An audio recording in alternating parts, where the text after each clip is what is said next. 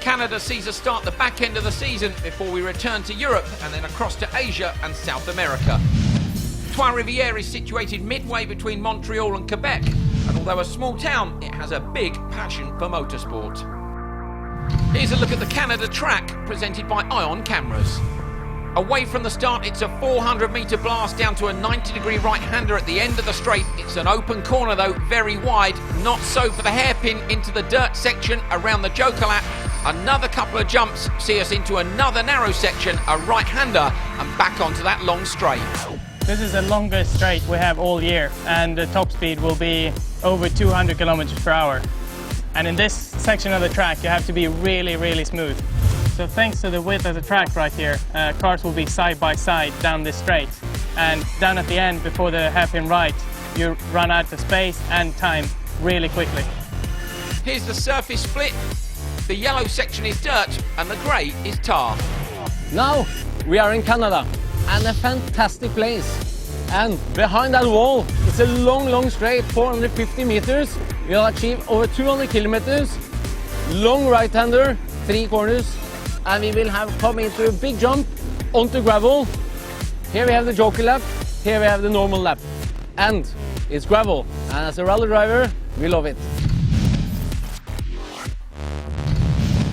Coming up, we've got a review of all the action from Heats 1 and 2, Heat 3, Heat 4, crunch time to see who makes the semis. We have the live Supercar semi-finals, the RX Lights final live, and finally the big one, the Supercar final live. Heat 1, Race 1 saw championship fighters Nittish and Solberg go up against each other. Solberg was on an absolute flyer, way out in front. Nittish unfortunately had a puncture. Dreadful run for him, brilliant win for Solberg. Jacques Villeneuve on much better form on home soil, maybe the track suiting him. Brilliant heat race win by him, and a fast time too. Are we going to see him in the semi-finals for the very first time? Race 3 saw a brilliant fight between Andreas Bakkerud and Timmy Hansen. Everybody got a bad start except for Bakkerud, hooked it up and was way out in front. But Hansen used the laps in between the two of them taking their jokers to get the overlap and slotted out to take the race win. Heikkinen and Markland down into turn 1 side by side. It was Heikkinen who got away, but they were held up by Sverre Isaacson. The Subaru unfortunately suffered a mechanical. He left it on the racing line, but it was still a brilliant heat time by both the VWs. On to Heat 2 then, and recovery time for those who'd suffered. Isaacson unfortunately got bottled up behind Jos Janssen. Nittish suffered another puncture, so a disaster for him. Isaacson takes the heat race win. Heat 2, Race 2, Carpentier in the Polo alongside Henning Solberg at Monster Energy World RX. The two swap places a couple of times on the way down to turn 2, a little bit of contact. Henning got away with it, takes the win. Jacques Villeneuve continued his great home run in race 3, getting Genet at turn 2. Timosyanov span, and Beeman took a great heat race win. Race 4 saw the top drivers in a typical World RX battle. Heikkinen with a mistake over the jump allowed Hansen through. Solberg was flying, but Markland was on a mission as well. Hansen made a mistake later on, allowed Heikkinen back past. When the jokers played out, Markland was in front of Solberg. Fantastic win for the VW driver. His increased pace this year continues. Here's the standings after Heat 2. Petter Solberg in top qualifier position, Anton Markland second, Heikkinen third. Good to see the Polos up the front again. Veerman on his debut, fantastic performance. Hansen, Villeneuve, Bakkerud and Genet. Henning Solberg, Timosyanov, Carpentier and Andy Scott rounding out the top 12. Derek Tohill is just outside. Tanner Faust is done for the day.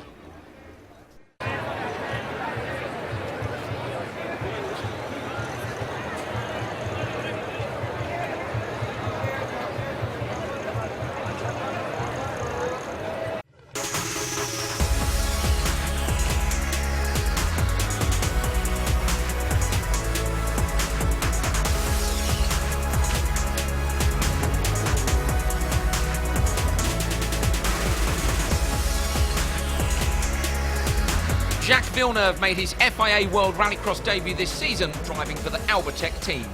The 1993 Formula 1 World Champion has been battling hard all season and has been involved in some fantastic fights with the leading RX drivers. Rallycross has been a new challenge for Villeneuve, and this round on home soil puts him in a unique position to review his season and give us the inside guide to the Canadian event and what promises to be an exciting new chapter for World Rallycross. For us, it will be the beginning of the season. Actually, we just had rotten luck, and it's and all the beginning of the first half of the season is on what used to be Rallycross, all the original tracks, and now we're starting all the new tracks that nobody has been on. So hopefully that will help us out. And what better place for a new start than on your home track, where the atmosphere is amazing. It will be a big weekend because it's already a racing week. It's been a racing weekend for 60 years there, so the fan base is huge.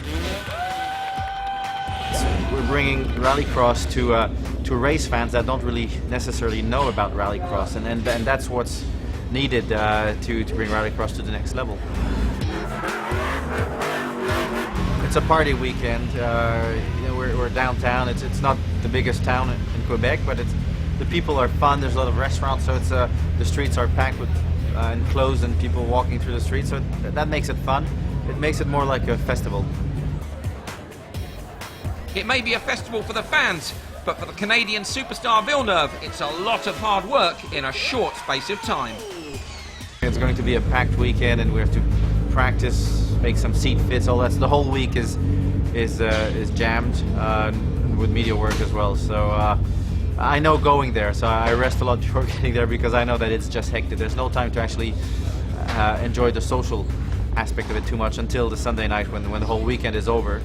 But to get there and seeing all the fans that are so passionate and have kept this race alive, it really gives it an amazing feeling.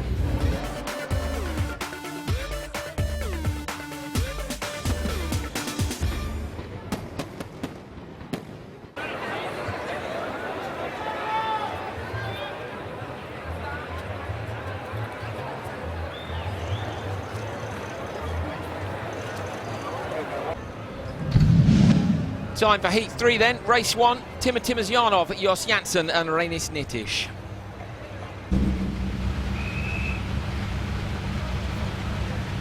So two of the top guys down in this heat race, thanks to a bit of a disaster in Heat 2, a double disaster for Nitish.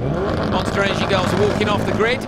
In the background, the revs are rising. Timozianov on the left, Nitish on the right, Janssen is in the middle. Even start by them all, that focus, Janssen is still fast. Nitish on the inside, Timozianov around the outside. Now it's a drag race down to turn 1. Timozianov in the middle of the road, Nitish slots in behind him. Smoothly through there, is Nitish going to be able to have a look down at turn 2? I don't think he is, and if he's sensible, I think he's just going to follow him round and get a decent time. Carlando, that was a decent start there, clean down to turn 1, and an advantage for these guys, only having 3 cars in the heat race. Very good start from all the drivers. I'm impressed by how stable it was until the car actually picked up speed, and you could see the change in the gear ratios from a team to another. But actually they're running a smart race right now. They want to set the fastest time possible.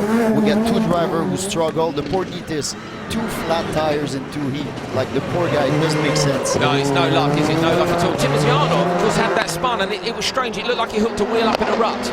Yeah, there was some big holes, and if you by mistake run the bad line there, you could get stuck, and that's exactly what happened. It spun his car around, and he's lucky actually, he didn't touch the wall or anything. Took him a while to find reverse though. Timozianov sat in the middle of the infield for a long time, lost a lot of time. You're looking at Jos Janssen at the back. I think it's fair to call Jos a gentleman driver, lovely bloke who enjoys his rallycross. And he's following the World Rallycross Championship this year. Timozianov into the inside loop, Nitish into the joker lap. Away, you can see the distance there. Probably 2 seconds, we think, maybe 2.5. This jump has caused the lights a few issues, but doesn't seem to be causing the supercars any problems. So far, so good for Nitish. Of course, he's looking for a great result. It's going to push. Oh, spin for Timozianov, nearly into the wall. Timozianov in the wall. He's clouted the tyre barrier. The car spun round the other way. So Timozianov with another disaster. The current European Rallycross champion, double champion, has spun on the exit of the second to last turn, clipped the tyres, spun the car round, and he's buried it in the wall. Timozianov climbs out. He's going to slam the door. Not very happy. Oh, Carl, what do you think happened there? That's way too bad. You can get over-aggressive really easily. When we walked the track, we could see that it was one of the corner that can lead to a lot of damages, and that's exactly what happened. You come in a little too aggressive, you're off the gravel, onto the asphalt, you build confidence because of the grip of the asphalt, but running too fast is just too fast. Lost the back of the car and spun the car around. Timosyanov straight to his teammate Timmy Hansen to offer him some advice on track conditions as we'd see Nitish come through to where Timosyanov span. This is it, it was off the dirt, onto the tar. Nitish now, I thought Nitish had another puncture for a second, but it's just the car pitching rolling, a fairly soft setup. Actually, we're poor Nitish, we're hoping that everything's going to be fine for his last lap. He's alone, he's got a clear track in front of him, he can clock a very good time right now. Nitish around the right-hander, back into the dirt section, the Hippodrome. It's a horse racing track normally, not this weekend, or not this Friday night anyway. At least not right now. No, certainly, yeah, horsepower of a very different kind. Rainis Nitish to the right, up and over the little tabletop in the middle, around the right and then the left. This is a much better run for Rainis Nitish, and with a few retirements so far, you can see how he might make it, mightn't he? Yeah. He keeps it fairly straight. He wants to get as much speed as possible. He doesn't want to lose time by just throwing the car around if it's not needed. Great job by Nitish. Heat race victory for him, and it's very, very easy with the Russian driver Timosyanov in the wall. Nitish has an easy heat win. Waiting for Jos Janssen to come round. And there's the difference between the very best and the gentleman drivers. Neil Cole has already managed to catch up with Timosyanov. Let's hear what he's got to say. But I know you're keen to rescue your car, which is in the wall. Tell us what happened. Yeah, that was a mistake of the driver. I was too much outside and sliding into the corner, but tried to keep the car. Marat, там все нормально, можешь ехать. Yeah, he can drive that, but the car can go, I think so. But that was soft touch of the tires, and I just stopped on that one, and not possible to continue to drive. We need to go. Thank you very much. Thank you. Timosyanov back through the fence to pick up the stricken Peugeot 208. He looks at the car to see if there's any damage. He didn't hit it that hard, bounced it off the tyre wall. Here's the result, Rainis Nitish and Jos Janssen second, Timosyanov with a DNF, and DNSs for Oja and Faust. Here's how they line up for Heat 3, Race 2. Patrick Carpentier, Sverre Isaksson and Derek Tohill.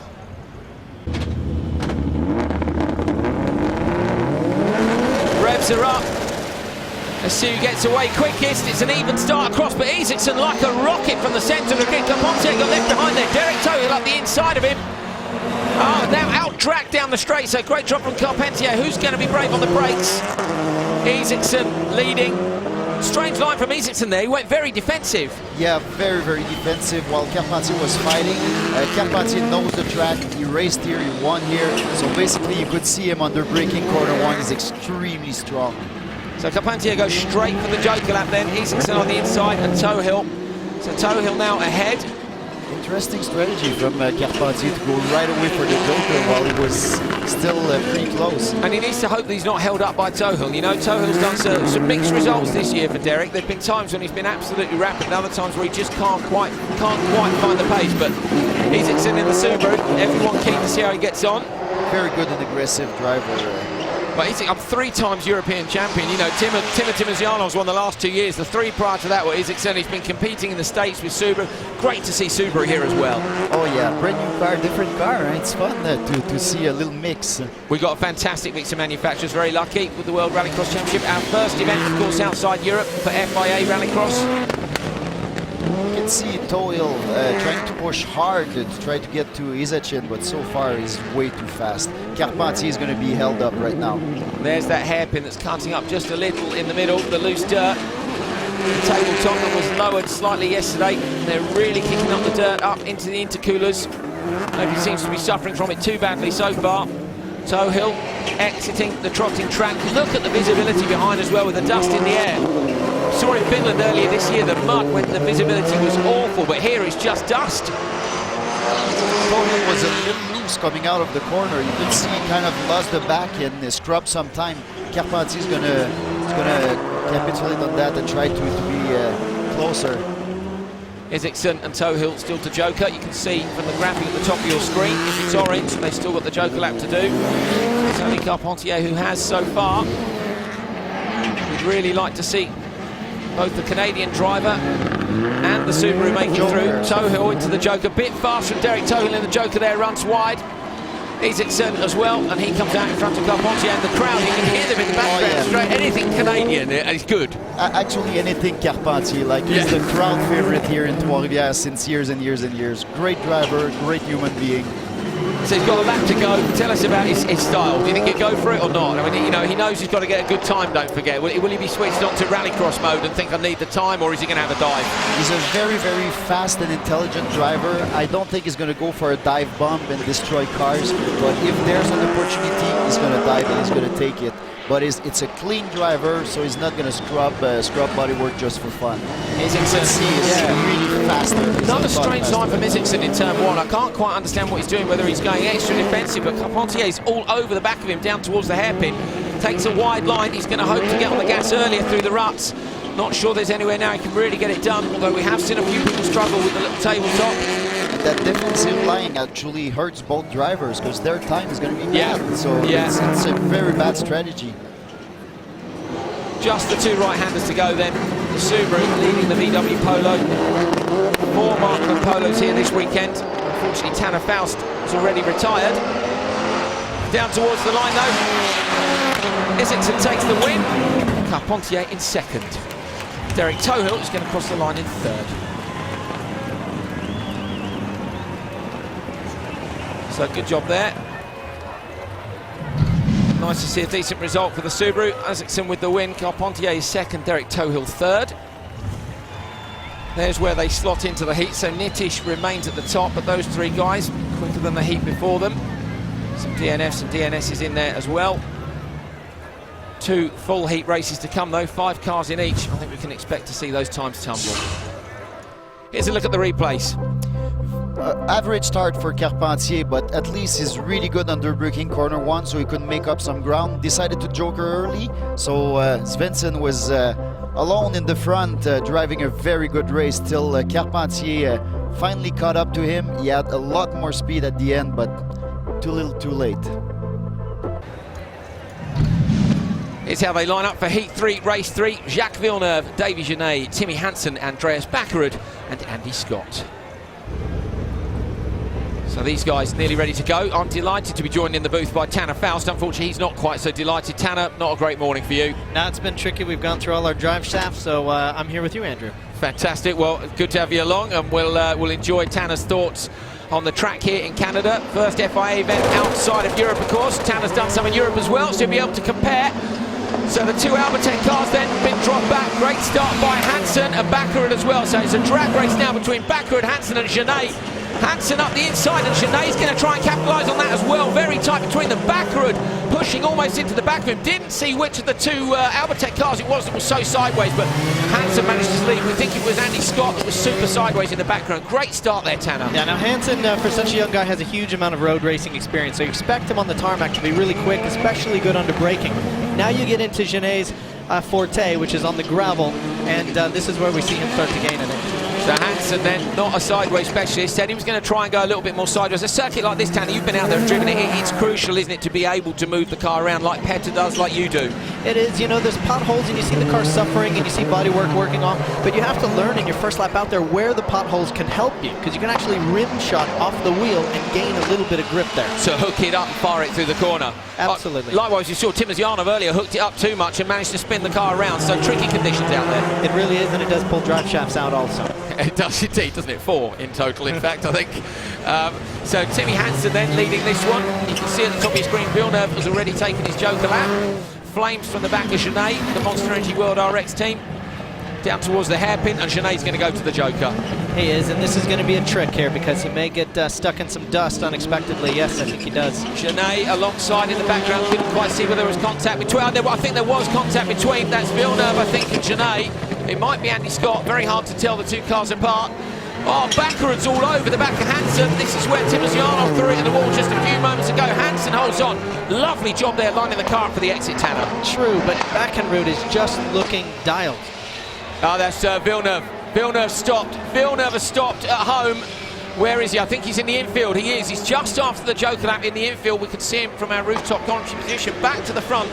And Baccarat, you were saying, he's rapid, isn't he? He's looking very tired. You see Hansen taking a little bit defensive line here, missing the apex by 3-4 feet here and there. But Baccarat is absolutely dialed on every corner. Well, what do you do here when you know it's about time? Obviously, the way we qualify in World RX, as you know, it's all about the heat time. Yeah, how do you choose whether you want to race or whether you just want to follow? A track like this, I mean, clearly the Joker is critical because you need to get yourself clean track in order to get a clean time. And following behind somebody just until you have enough space, just like Baccarat did. He followed Hansen until there was a clean gap approximately 2 seconds behind him, took the Joker, now he can nail some laps. So hopefully Baccarat then is going to try and get the overlap on Hansen. Hansen, bodywork flapping, 208 down the straight. Everybody here running really long gear ratios. How long does that straight feel, Tanner? It's forever. Yeah. I only did it a few times over the weekend, but I will say it's forever. And you know, you sit there and you're thinking, wow, I'm in a road race car, this is amazing. And then you get down to the turnoff and corner 2, and suddenly you're back into a full-on rally stage. Back onto the gravel section. Here we go then. Hansen out of the Joker lap. Baccarat on the inside pitches the forward in. But Hansen's got it done. Lovely job by him. Villeneuve stricken in the background. Hansen put in a quick lap there. Hansen did. He closed the door on a great lap. His spotter knew it and said this is the time to shut the door on Baccarat for good. How often do you, when do you choose your own Joker? Is it only if you're in a real bun fight into turn 1? You know, it's a visceral thing on the, oh gosh, this is Hansen going a bit wide. Baccarat smells it now. Down the straight, just a drag race to the checkered flag. Only a couple of 100 metres to go. I think Hansen's going to hold on despite that last lap, last corner mistake. Baccarat is in second. So yeah, always listen to the spotter basically, Tanner, if you can. The first lap it's difficult too. You have to take a visceral decision, but after that the spotter sees all. So Spotters Tower here, eye on Spotters Tower as normal. They're over in the centre. Here's a look at the replays from the start. Yeah, really great start. Hansen, of course, you know, with that road racing background, knows there's cold tires, cold brakes. He knows exactly when to hit the brakes. He's looking beautiful through the Joker now as he shuts the door on Baccarat completely. Must have really put in a bitterly great lap there because I thought Baccarat had him there. Tidy job from Hansen. Hansen and Baccarat looking strong for the semi-finals. Great job by them. My thanks to Tanner Faust. Brilliant to have you up in commentary, and sorry you're not racing, Tanner. Yeah, thank you, Andrew. Here's the result of Heat 3, Race 3. Timmy Hansen, Andreas Baccarat, Davy Genet, Andy Scott, and a DNF for home boy Jacques Villeneuve. There's where they slot in overall. Hansen is fastest, Baccarat in second. The final car rolls up to the line for Race 4 of Heat 3. Fast boys are in this one. Johnny Wiemann on the inside, Anton Markman, Petter Solberg, Topi Heikkinen and Henning Solberg. So Villeneuve then is out of the way, which means we'll be able to get this one underway very shortly indeed. A look there at Heikkinen, the winner last time out in Belgium. Markman in this one as well. The Polo's going very well here. Seems that the car is very adaptable when they visit a circuit for the first time. Don't seem to have any problems adapting to the new tracks. Let's see who gets away from the lights here in Canada fastest. Flames from the exhaust away from the line. Even starts Solberg and the two Polos either side. Flat out down the straight now. Solberg, is he going to be able to out-track the Markland on the left, Heikkinen on the right? Oh, really late on the brakes from Markland. Contact with Solberg. Solberg goes sideways. Heikkinen around the outside. Fantastic stuff, fantastic stuff. Wiemann's going to slot in. He's having a look up the inside. That's brave, it's too narrow. Wiemann's hit Heikkinen. Heikkinen lights it up. Manages to get the car straight to get Wiemann around the outside. Wiemann a little bit naughty on Carl, or nowhere to go really, maybe. Honestly, I think it's really a bad move. He had nowhere to go. He tried to outbrake the other driver. There was just no way he could pull that one off. It's way too bad. While we saw Solberg car control absolutely incredible. Oh, he got touched and he kept it under control and it looks smooth. He's a weapon, isn't he? Almost like he meant to turn it in like that, wasn't it? Exactly. He is absolutely a phenomenal driver. Solberg with the nose of the car high in the air, that familiar soft setup that we've seen from him, all the way down the straight, and then it dives as he hits the brakes hard at the end of the straight. Carly was saying that there's some bumps down the end of the straight on the line. We're on board now actually as we go into that braking zone. On the braking zone where you see the 100 feet before the corner, there's a lot of bumps and you gotta choose exactly where you hit the brake, because if you do it on top of a bump, you lose a lot of braking and basically you lock up the wheels. Now, while this isn't a great result for Häkkinen, it doesn't matter, does it? Because he's still on the back of this train. He's going to have lost a few seconds, but he hasn't had a spin, he hasn't had an off. As long as he keeps going here, we know he's had 2 good results. He's just going to see him high up the overall standings. But he's got. How do you keep a clear head when you've been clattered like that? It is really tough for a driver because actually, like your mind is not all on at driving the car. You're just you're furious by what happened. So I would be, at least I can tell you that much. So he needs to not be furious and get the job done in this one. Doing okay so far. Petter Solberg and Wieman are the only ones yet to joker, and they're the guys who are sitting in first and second. Markant is right behind Wieman. When Wieman jokers, that gap's too short, isn't it? Yeah, exactly. For sure, he's going to get past like that. It's too bad for Wieman because he's been so good in the other heat. He was like on it, perfect, like textbook driving.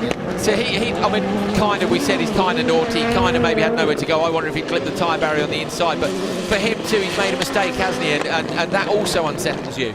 Yeah, exactly. But at the end of the day, if you're an aggressive driver, you touch another guy, you just keep going all out. Like the worst for me is the guy who get touched. Yeah, you didn't have a great race yesterday yourself, did you? Unfortunately, a bit too much contact for Carnado's liking in a touring car race here yesterday. Canadian driver who joins us for World RX this weekend. A pleasure to have him along for the ride, along with all the Canadian fans here who are so pleased to welcome this fantastic sport on the other side of the Atlantic.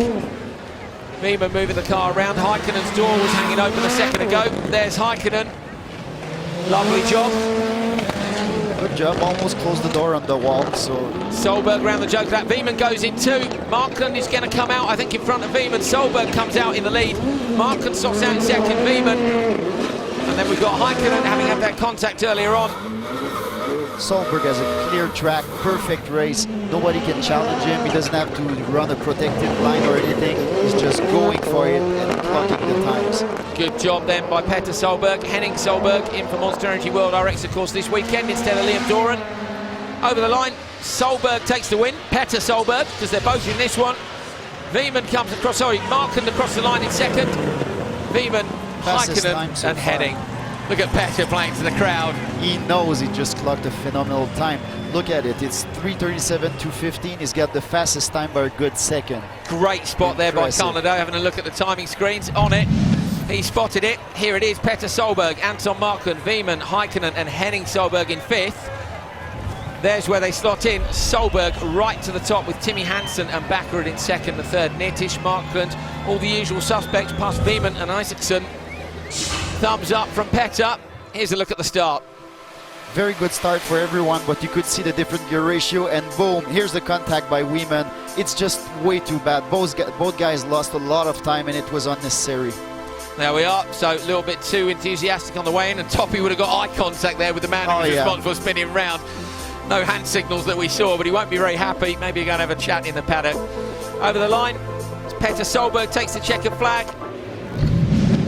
Here's how they stand after Heat 3. Petter Solberg at the top, Anton Markant, Toppy Häkkinen, Johnny Wieman, Timmy Hansen, Baccarat, Genet and Henning Solberg. Patrick Carpentier and Jacques Villeneuve are in, but we're hearing Villeneuve might not be back out this afternoon. Andy Scott and Rainis Nitish. Jacques, the home event was going pretty well, but tell us what happened. The fuel tank got ripped off the car, just hitting a rot, and it grabbed, and that's never happened ever. So just a little bit unlucky. It's very frustrating. He was running 6th in the points at that point, and even without finishing, we're still in the top 12. So very frustrating. And is that definitely it over? Because I've seen people working on the car. Well, I don't think there's enough time to repair it. We'll see. Because that's not something that normally happens, so it's still a big question mark on what can be repaired or not. But a massive disappointment because a home circuit and all the fans cheering every time you go past. Yeah, and we fought hard to get in that position with the first 2 heats. So for it to end like this is a little bit annoying. But the pace is good. It's promising for the future. Yeah, well, it's been like that all year. The pace has been good, but there's always something happens. But this is the most surprising one.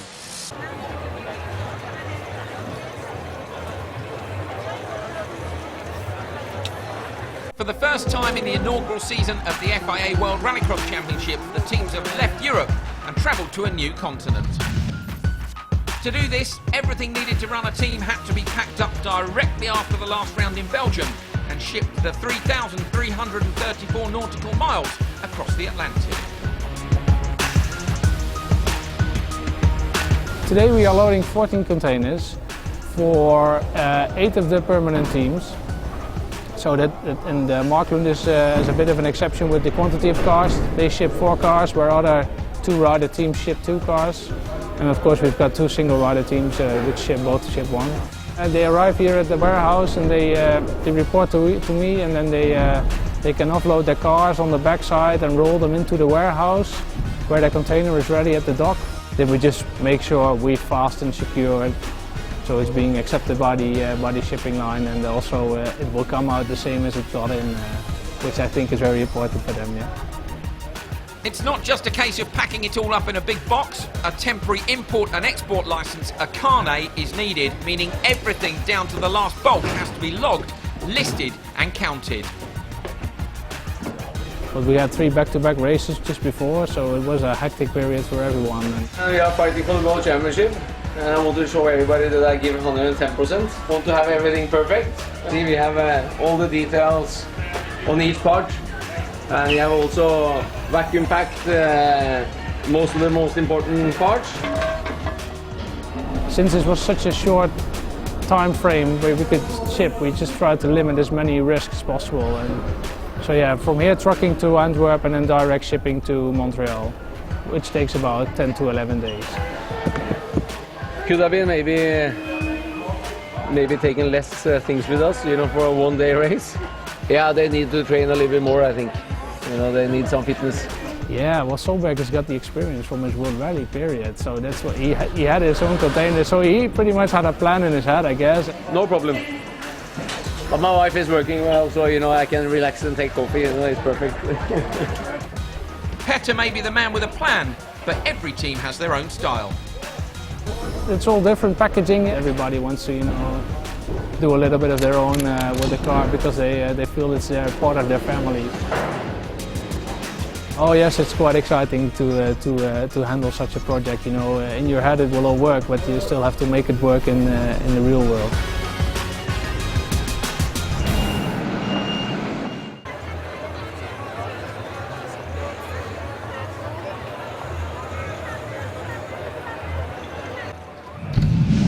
Heat 4 then, last chance for these drivers to get through to the semi-finals. Henning Solberg, Derek Tohill, Andy Scott, Jos Janssen and Timo Timosjanov.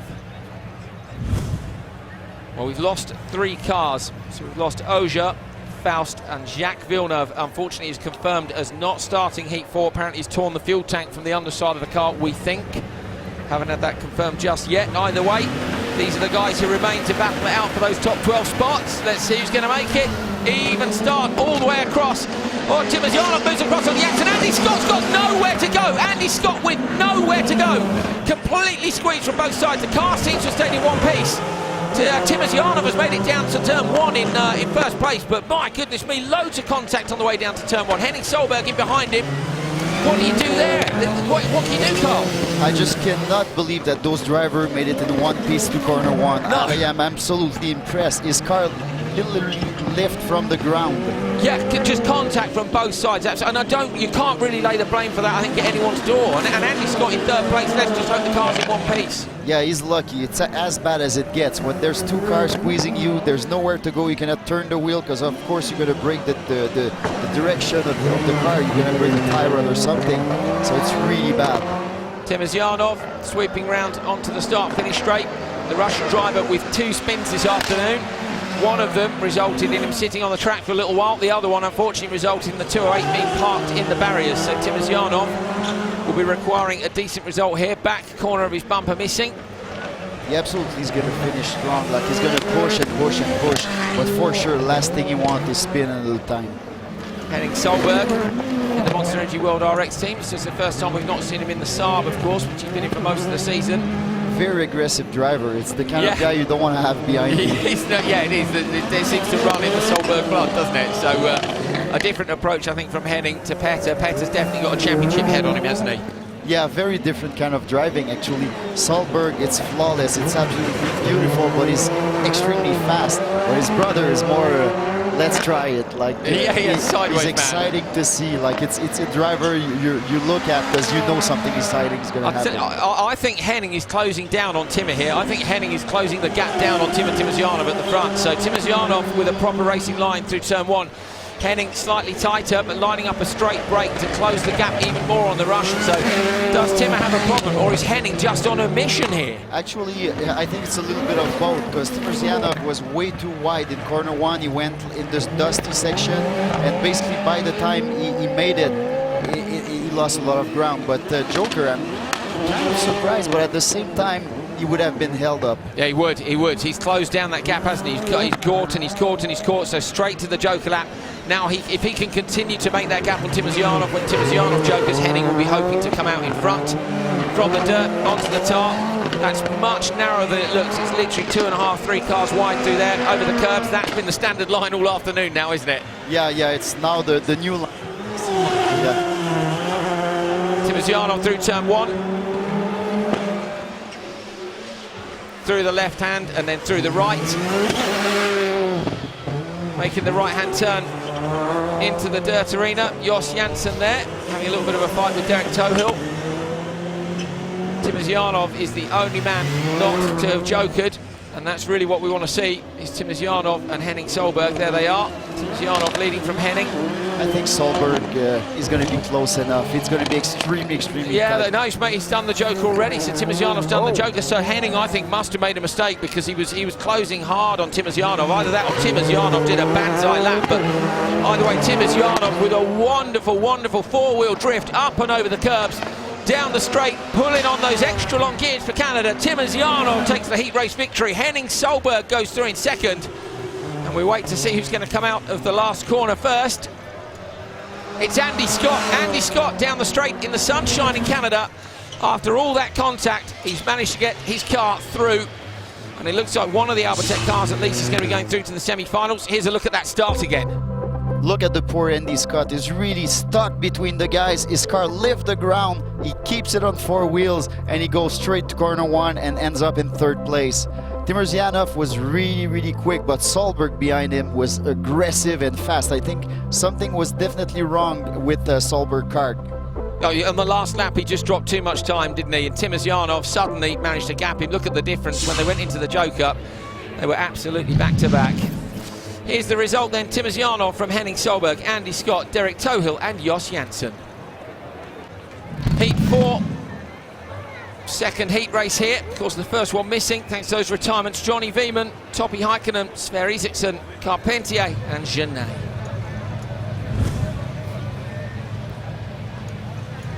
On this one, you can see the shadows are getting longer as we approach the end of the day. The semi-finals and the finals will be in the evening here in Canada. A look on board there from Davy Genet. It's bumpy in that grid slot on the left-hand side. Pole is on the opposite side. Johnny Veman on the opposite side over there. Heikkinen, Isaksson, Carpentier in the middle. Oh, great start by the 3 middle cars, certainly. Veman on the outside as well. So it's Isaksson and Heikkinen dragging down the straight now. Heikkinen late on the race. Isaksson with a little bit of contact in behind him around the outside. Carpentier is going to try and take it all the way down to turn 2. Is he going to be brave? He is. Heikkinen's giving him a little bit of room. Heikkinen in the barrier. Heikkinen just keeps out the tyre wall. Isaksson goes through in 4th place. So Heikkinen, I think, avoiding Carpentier. Did he see him in the mirrors and tried to give him some space? Actually, Carpentier used all his road racing experience. He had the perfect braking line at corner 1. He decided to go all the way outside to brake as late as possible, actually a lot later than any other driver. And he decided to keep the line. He's like, I'm there, just brake before, because I'm keeping the racing line. So he did in his first. Impressive from a driver that's doing his first rallycross, absolutely no experience. He's got half an hour in the car, let's be honest. Yeah, that's what he has. It's a good drive, isn't it? The home fans will be pleased with that as well. It was great. It was a fair fight. And Topi, I mean, it looked like Topi maybe was trying to give him enough room and unfortunately outbraked himself, didn't he? Exactly. And it's tough to judge because Topi was braking in a zone that nobody hits the brake before. So basically, it's so dusty that it's very hard to tell exactly the braking mark. So Carpentier goes to the joker lap early. I'm a little bit surprised surprised. Yeah, he does. me Actually, too. I don't think it's the right strategy. He had a clean line in front of him. He had enough space with the second driver. I think he should have go for it a few laps. Okay, so he slots out just in front of Beeman. Genet is the only man not to joker, so Genet now needs to get the hammer down. And he's got try the and very joker. aggressive Weeman behind him. He It's has. not exactly the right choice. A great debut by Beeman, isn't it? Young man who's making his supercar debut in FIA Rallycross at least, and I've been impressed by him today. Very fast and aggressive driver. Down the straight, nobody daring to slot out. We did think we might see some slipstreaming, but it's 400 metres long. It is a long straight, but these supercars just eat it up so fast. I can tell you in corner one where Carpentier hits the brake, don't try to hit 2 inches later. That's the limit, is it? There we are, that's the limit. Over the jump, back into the arena in the centre. Beeman is right behind him, he's all over him. Genet's got 1 lap left to take the joker lap. We're on lap 3 out of 4. Up and over that little jump. Beeman is on the inside. I don't think he's close enough. Carpentier's just doing a sensible drive here. You know, he knows he can't be passed. He runs wide. Carpentier runs wide. Beeman's alongside him. Mistake from Carpentier, I think. Beeman gets through, so now he's just got to gather himself up and get to the finish. Very bad mistake from Carpentier to take the joker early. Like he got into traffic. He's got a very, very aggressive driver behind him. It's not exactly the way he wanted to race, that's for sure. So that then is probably going to give Genet enough time to go through and take a heat race win for Monster Energy World RX. It's a good result for him. Also, it remains to be seen just how fast it is. He was very nervous this morning. Yeah, Genet. you spoke to him, didn't you? Which is Oh great. yeah, when we talked with him, he was a little scared by car adjustment and everything. It was a lot of work. Comes out clear, comes out in front of Beeman, so good job by Genet. Genet's going to take this one, as long as he can get it round to the finish. Isaacson, with the Subaru. Wheel arch ripped off live. The rear right's hanging off it as well. Oh, Genet with a mistake over the jump. Beeman's going to have a shot here up the inside. It's not close enough. Is he going to run wide? Genet runs wide. He catches the tyres. Beeman hits the tyres. Carpentier up the inside. What a move. Oh, brilliant job by him. Really, really good job. Genet down to the finish line. Super close finish. It's Genet, Carpentier, Beeman. And then I think it's Sverre Isaacson in 4th. It is. And Topi Heikkinen, how far behind is he? I haven't even seen him come through. Has he made it over the line? He has. He has. We didn't see it, so Topi over the line. What Carpentier lacks in experience is getting in crowd support. Yeah, oh yeah, you can hear the crowd going absolutely nuts. There's a massive grandstand where he made that pass. Carpentier for 2nd, Genet takes the win. Beeman dumped down to 3rd just at the last moment. Isaacson and Heikkinen. There's where they slot in. Genet into 2nd place. That's not a bad heat time by him. Of course, 5 cars still to come in the final heat race. There is that crowd who went mad, of course, for this man, 2nd from the right. Very good start by all the driver, but Carpentier positioned himself perfect for corner 1. And guess what? He holded the racing line and he said, well, nobody's going to pass except me in front. Heikkinen must have thought he was going in the tyres there, must he? And the car checked just in time not to go in. That was a couple of mistakes over the jumps. We've seen a lot of positions change place here. There's where Beeman ran wide, just clouted the tyres. But Carpentier got him anyway. Great job. Fantastic heat racing, as always in Heat 4.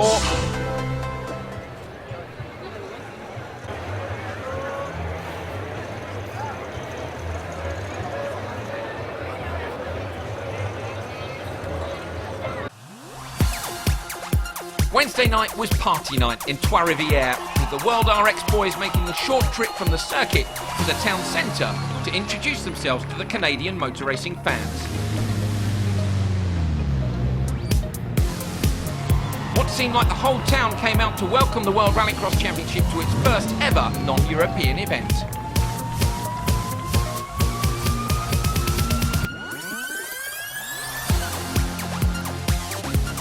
The people over here are so crazy and they're really stoked about the Rallycross, so it's great to be here, and we are here in downtown and this is something special. You come down here in the city center and so much people, it's really nice.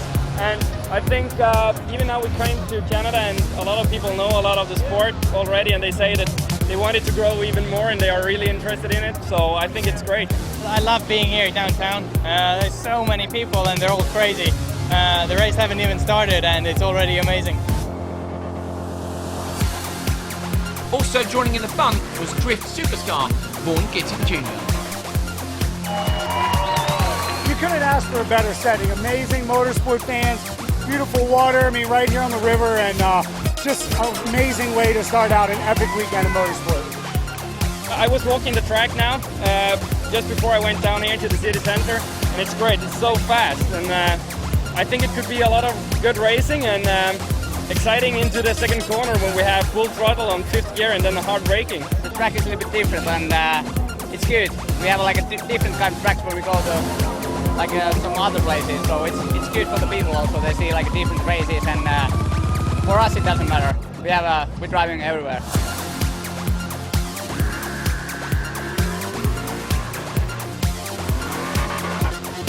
I've heard that this event is one to be at for sure on my bucket list, so I think we're all going to be blown away come the end of the weekend. All right, woo!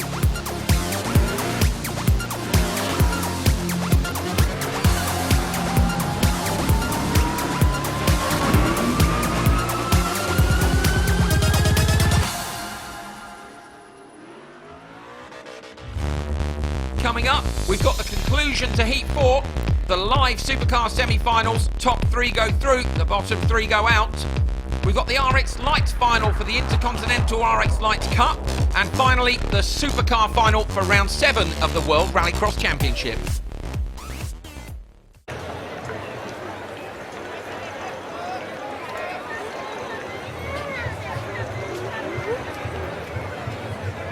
Final heat race of the qualifying section of round 7 of the FIA World Rallycross Championship. Petter Solberg, Timmy Hansen, Andreas Backerud, Reinis Nittisch and Anton Markland. Well, this is going to be a quick heat, no doubt about that. Low sunshine now. Is that going to affect the driver's visibility? Doesn't matter now because they've got to blast down into the shadows towards turn 1. There's Pernilla, Petter's wife and team manager. Off the line, looked like one of the cars bogged on the outside. I think it was Nittisch who didn't get a brilliant start. Backerud in the middle, he's alongside Solberg. He's not, Solberg is in the lead. Solberg, Backerud, Hansen is going in behind them. Markland, I think, is going to end up in 4th from this. Maybe a little touch there between Backerud and Solberg. Solberg won't like that. Down towards turn 2. And a much more sensible approach from these guys. They know they're all going to make it through, Carl, if they just keep this one tidy and sensible. I don't think Solberg was being pushed in corner 1, but he was at the extreme limit of the braking capacity of his car. And Joker already... Timmy Hansen straight out of traffic, doesn't want to sit in traffic, does it? Timmy must be confident that he's quicker than the guys in front of him to have gone that early, surely. He's shown a lot of speed so far during the day, so yeah, I'm pretty sure that Hansen can pull it off. Ruts on that jump, that's where we see mistakes. We see another one in the background from Mark, and he manages to hold on to it. It's the 2 Norwegians leading this one, though. The infield seems to be more bumpy lap after lap, so the guys are going to struggle quite a bit today. I think there's going to be a little bit of work to do before the semi-finals and the finals. They'll get the grading machines out there, not too many more laps to go. It's a brand new venue for World Rallycross at Trois-Rivières, a very famous event, 40+ years of racing, and it's brilliant for us to be here in Canada. Everyone enjoying it. It's a warm welcome for Rallycross, Carl, isn't it? Everybody was hoping to get Rallycross someday, and we got it in Trois-Rivières, which is one of the venue in motor racing in Canada that has the most respect and love in motor racing circuit. Like all the drivers, yes, it's fun to race F1 Montreal, stuff like that, but at the end of the day, racing Trois-Rivières, you know it's going to be special. It's a special place. It is a special place. Solberg flicks the car down to the right-hander. He's run a little bit wide. Maybe not. Backerud behind him. These two hammering on. Solberg and Backerud, and Markland still to Joker. They're coming past our commentary position now. Markland with Hansen chasing him down, and Nittisch at the back. I'm not sure on these gaps. There's little gaps in between each of these guys. It's very, very close on where people are going to slot out from the Joker lap. The top 3 still to go. I wonder if Petter is going to go now, or if he's going to try and hold on for the final lap. Let's have a look. So down towards the Joker lap. Petter doesn't. Backerud doesn't. Is Markland going to go to the Joker lap?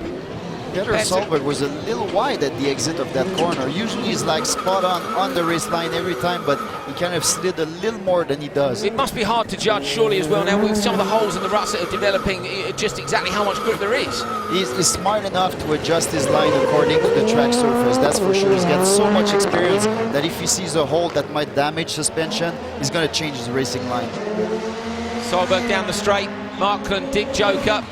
not on your pictures, but we could see from where we are, right on top of the building here at Trois-Rivières. He's using the regular road racing braking zone, so you see that he moved to the left after protecting his position at the start. Petter on the brakes, a little puff of smoke from the tyres. Over the jump and in, he has to joker now. So here goes Petter into the joker lap. Oh, turned in a little bit early. Backerud is going Backerud? to... He was so close behind. Backerud's wide in the hairpin. I wonder if Backerud's got a problem. We're hearing information in commentary that as he came past where we are, we wonder if Backerud has a problem with the rear wheel. Not quite sure, but he's dropped back. Solberg is clear out front. Just the two right-handers to go. So Solberg with the two right-handers to go, and this one's his. Hansen backs it in. This is where Timosiano had a problem. Well held, Timmy Hansen. Well held. He's close. Is he going to get out-dragged though, as he lost too much time on the exit? Petter Solberg comes across the line in first. It's a drag race to the line between Hansen and Markland. Got it. Markland got it, and then locks the wheels up at the end of the straight. My goodness me. Well done, Anton Markland. Just managed to out-drag Timmy Hansen down to the finish line. Brilliant finish to that one. I think, was that Backerud or Nittish who's come past us? That was Nittish at the back, so maybe a problem for those guys. Either way, thumbs up from Petter. Here's the replays. Carl, talk us through the start. Petter Solberg, very good start, but actually he's on the dirtiest surface of the track, so you'll see when he hits the brake, his car is moving around a little bit, but then he just started, put on some perfect lap. Good racing line. He never scrubs too much speed by sliding for nothing. He is really good. Petter Solberg then looking strong. Is he going to be the first double winner in World RX? Stick with us and you'll find out later on today. Here's the result of Heat 4, Race 4. Petter Solberg, Anton Markland, Timmy Hansen, Andreas Backerud and Reinis Nittish. Here's where they slot in. Petter Solberg wins the heat. Markland and Hansen slotting in third and fourth. Good job by them. Let's go and have a chat with Neil Cole, who's down with Pernilla Solberg on the Arne Spotters Tower right now. So Pernilla, a perfect run again from Petter.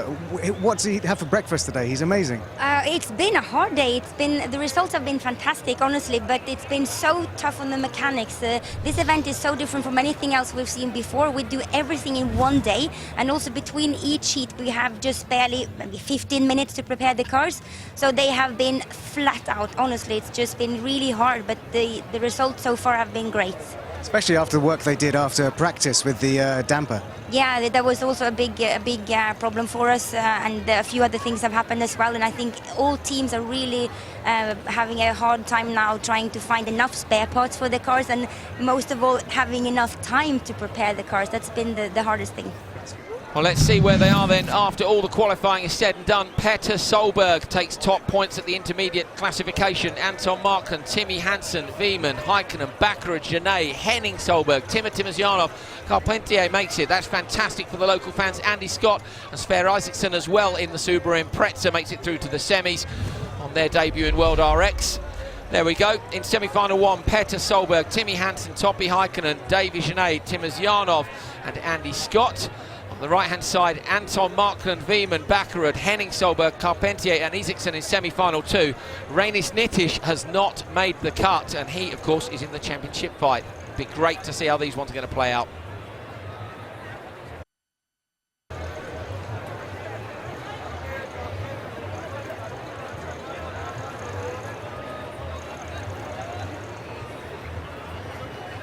We are preparing for the semi-finals here at the Grand Prix de Trois-Rivières in Canada, round 7 of the FIA World Rallycross Championship. You can see the crowds in the grandstand. The atmosphere is really building here as the sun sets on a great day's action of Rallycross.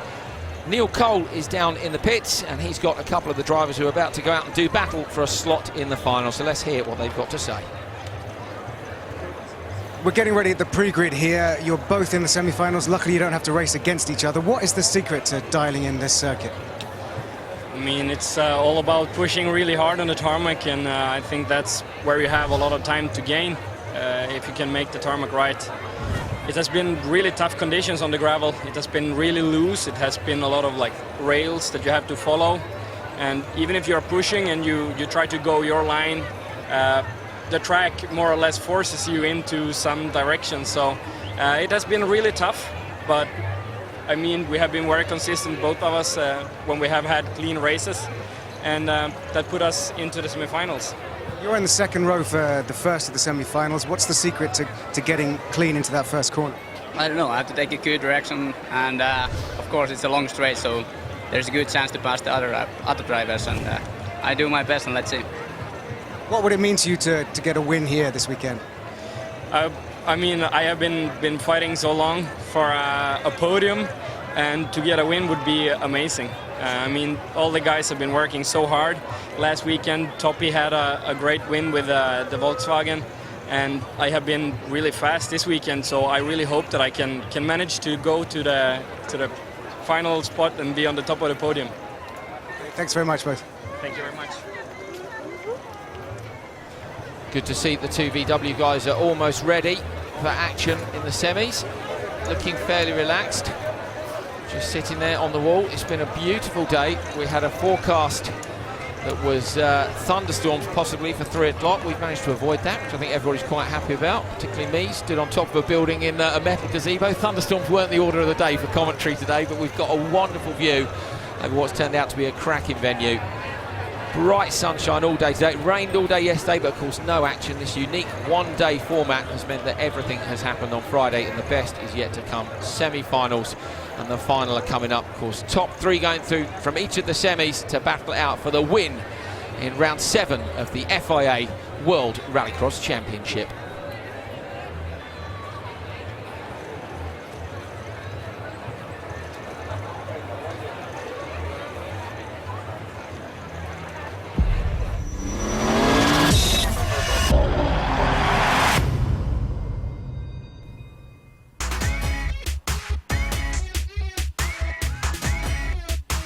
Teams and 19 supercar drivers have travelled from across the pond and through North America. For the first time ever, the World Rallycross Championship has gone intercontinental.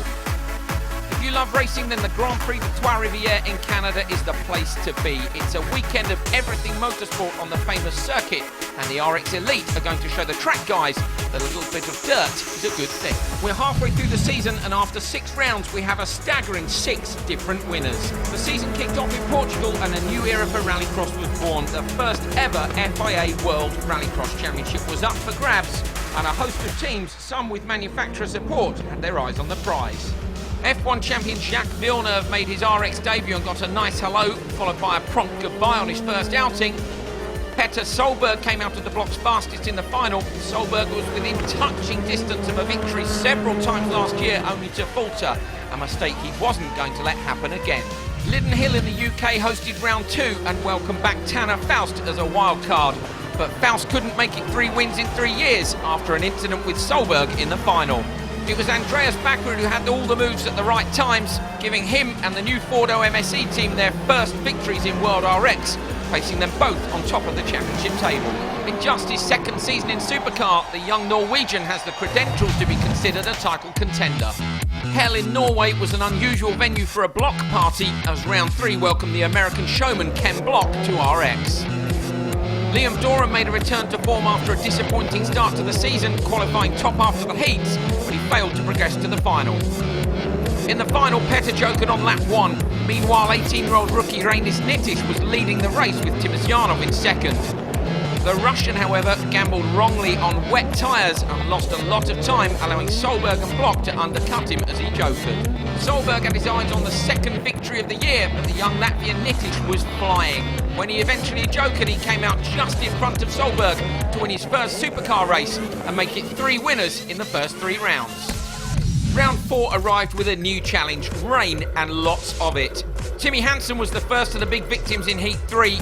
The team managed to literally gaffer tape the car back together, and Timmy was back out for the next heat, only to come off at the same spot in semi-final 1. Semi 2 saw the mother of all shunts. Some drivers were arguably more guilty than others, but they all had the same problem, time. After the red flag, the clock was ticking, and the PSRX team pulled off one of the great escapes in RX history to get back out for the rerun and qualify for the final. But time was still against Solberg. The team made frantic running repairs, but missed the deadline for the final grid. Championships are lost by such margins, and Petter knew it. While Petter looked for a new umbrella, the returning Tanner Faust crucially got off the line first. Both the Ford MSE drivers showed real racecraft in the wet to claim second and third and left the top step free for Faust. Local boy Matthias Ekström was back for his EKSRX team at Hollius in Sweden. After taking the maximum points in qualifying, two things were now possible. Ekström could become the first home winner and the first driver to achieve the perfect score. But nobody counted on the impressive rookie Sebastian Eriksson. He took the lead from the start in the final. Ekström battled back, passing Baccarat and setting the fastest lap, while Eriksson suffered a puncture, along with Solberg and Baccarat, who picked up two. Ekström made the most of his opportunities and became the first driver to claim the maximum 30 points. The circuit Jules Dakini in Belgium was a new track for 2014 and provided a fresh challenge for the teams and drivers. It was Topi Heikkinen who took the lead out to the first corner. After 3 laps, Solberg was leading, but a massive jump broke his right rear suspension, and he was struggling to hang on in front of Tiedemann and Heikkinen, who had both already jokered. Solberg was hanging on lap 5 when suddenly Tiedemann retired. Eventually Petter jokered in lap 6, allowing Heikkinen to take the victory, followed by Timmy Hansen in second. Petter Solberg's gutsy 4th place finish in Belgium sees him regain the top spot in the Drivers' Championship over Reinis Nittisch. Topi Heikkinen's victory sees him move up to 3rd, with Baccarat in 4th. Anton Markland in 5th, Timmy Hansen is in 6th, his teammate Timoš Janov just behind in 7th, Tanner Faust in 8th, he's back this weekend in Canada. Of course, the EKSRX boys aren't with us, and neither is Liam Doran. Henning Solberg takes his place. In the team standings, VW Markland have closed the gap on Ford MSE, but with 6 rounds still to go, both championships are very much up for grabs. I think we could have pushed much harder on many of the races, maybe taking some more risk, won maybe some more races. Okay, in Belgium we were leading and it looked very good, and we broke a rear damper, but at the end of the day it's the consistency on each heat, the semi-final and the final. So the complete package is very important, but to win the championship I think you have to win races. So we have won this year. It's fantastic to see 6 different type of winners in the races, but in Canada now I hope I will be the first one with 2. Round 7 in Canada is the first ever FIA RX event outside Europe, with rounds in Argentina and Turkey also featuring this season. The Canadian event takes place as part of the Grand Prix de Trois-Rivières, an event with 40 plus years of history. It's held annually on a street circuit in the Quebec town. Here's a look at the track, presented by Ion Cameras. Away from the start, it's a very long 400-metre run down to turn 1, 90-degree right-hander, but it's wide open, a hairpin right and then onto the dirt of the horse-trotting track. The Joker lap, a couple of jumps to exit, and then another tight, narrow section to return the cars onto the streets and back to the start. Well, here's what you've missed so far if you've only just joined us. Petter Solberg absolutely flying today. Pretty much standard behaviour for him. Unfortunately for Nittisch, a puncture in Heat 1. Villeneuve, much faster here in Canada, maybe spurred on by the local fans, but a great drive by him to win his first heat race of the day. Baccarat was the only person who got away from race 3 in Heat 1 with a fantastic start, but Timmy Hansen chased him down the whole way through, slotted out in front just after the Joker laps. Heikkinen managed to get the whole shot just in front of Markland in race 4 from Heat 1, and he went on to win that. On to Heat 2, Sverre Isaksson in the Subaru, and Reinis Nittisch featuring here. Isaksson took the win. Nittisch had another puncture. Henning Solberg at Monster Energy World RX had a bit of a battle with Carpentier down at turn 2. Solberg came out on top and held until the final flag. Timoš Janov has had a torrid day. He span on ruts in the centre of the circuit. Veman has been very fast and won that particular encounter. Heikkinen sideways over the jump, let Hansen through a gap. Hansen then managed to make a mistake himself, and Heikkinen got back past him. Meanwhile, Markland was on a flyer, came out in front of Petter and took the win at the end of Heat 2. Heats 3 and 4, it all continued to go wrong for Timoš Janov. He span, hit the wall, retired the 208 on the spot. He has made it through to the semis. Jacques Villeneuve has not. Unfortunately, tore the fuel tank out the bottom of the car, we think, not confirmed just yet. disappointed in front of the home fans. That's the way it goes, unfortunately. Petter Solberg, though, no problem. He's won Heat 3 and Heat 4. Is he going to be the first double winner in the World Rallycross Championship? You won't have to wait long to find out. Here's how they stand after qualifying. Petter Solberg, Anton Markland, Timmy Hansen, Veeman, Heikkinen, Bakkerud, Genet, Henning Solberg, Timotymazyanov, Carpentier, Scott and Isaacson are all through. The top 12 guys making it through to those semi-final positions. Here's how they split. The odds go into semi-final number 1 and the evens go into semi-final number 2. Cannot wait to get those semi-finals underway. Beautiful, beautiful sunshine here as the sun sets on the first ever FIA Rallycross event outside of Europe. Semi-finals still to come, and here's in fact a look at everything we've got to come. So those Supercar semis first of all. Top 3 go through, bottom 3 go out. Live RX Lights final. And of course finally the live Supercar final. So a whole live hour of Rallycross action for you. Do stick with us. Neil Cole has been down on the pre-grid and he caught up with some of the drivers just a few minutes ago. Petter, it feels like you've done all the hard work to put yourself at the front row of the semi-final. What happens now? How do you make it pay off? Well, I think the hard work starts actually now, and it's been a good day, but we had some difficulties from practice.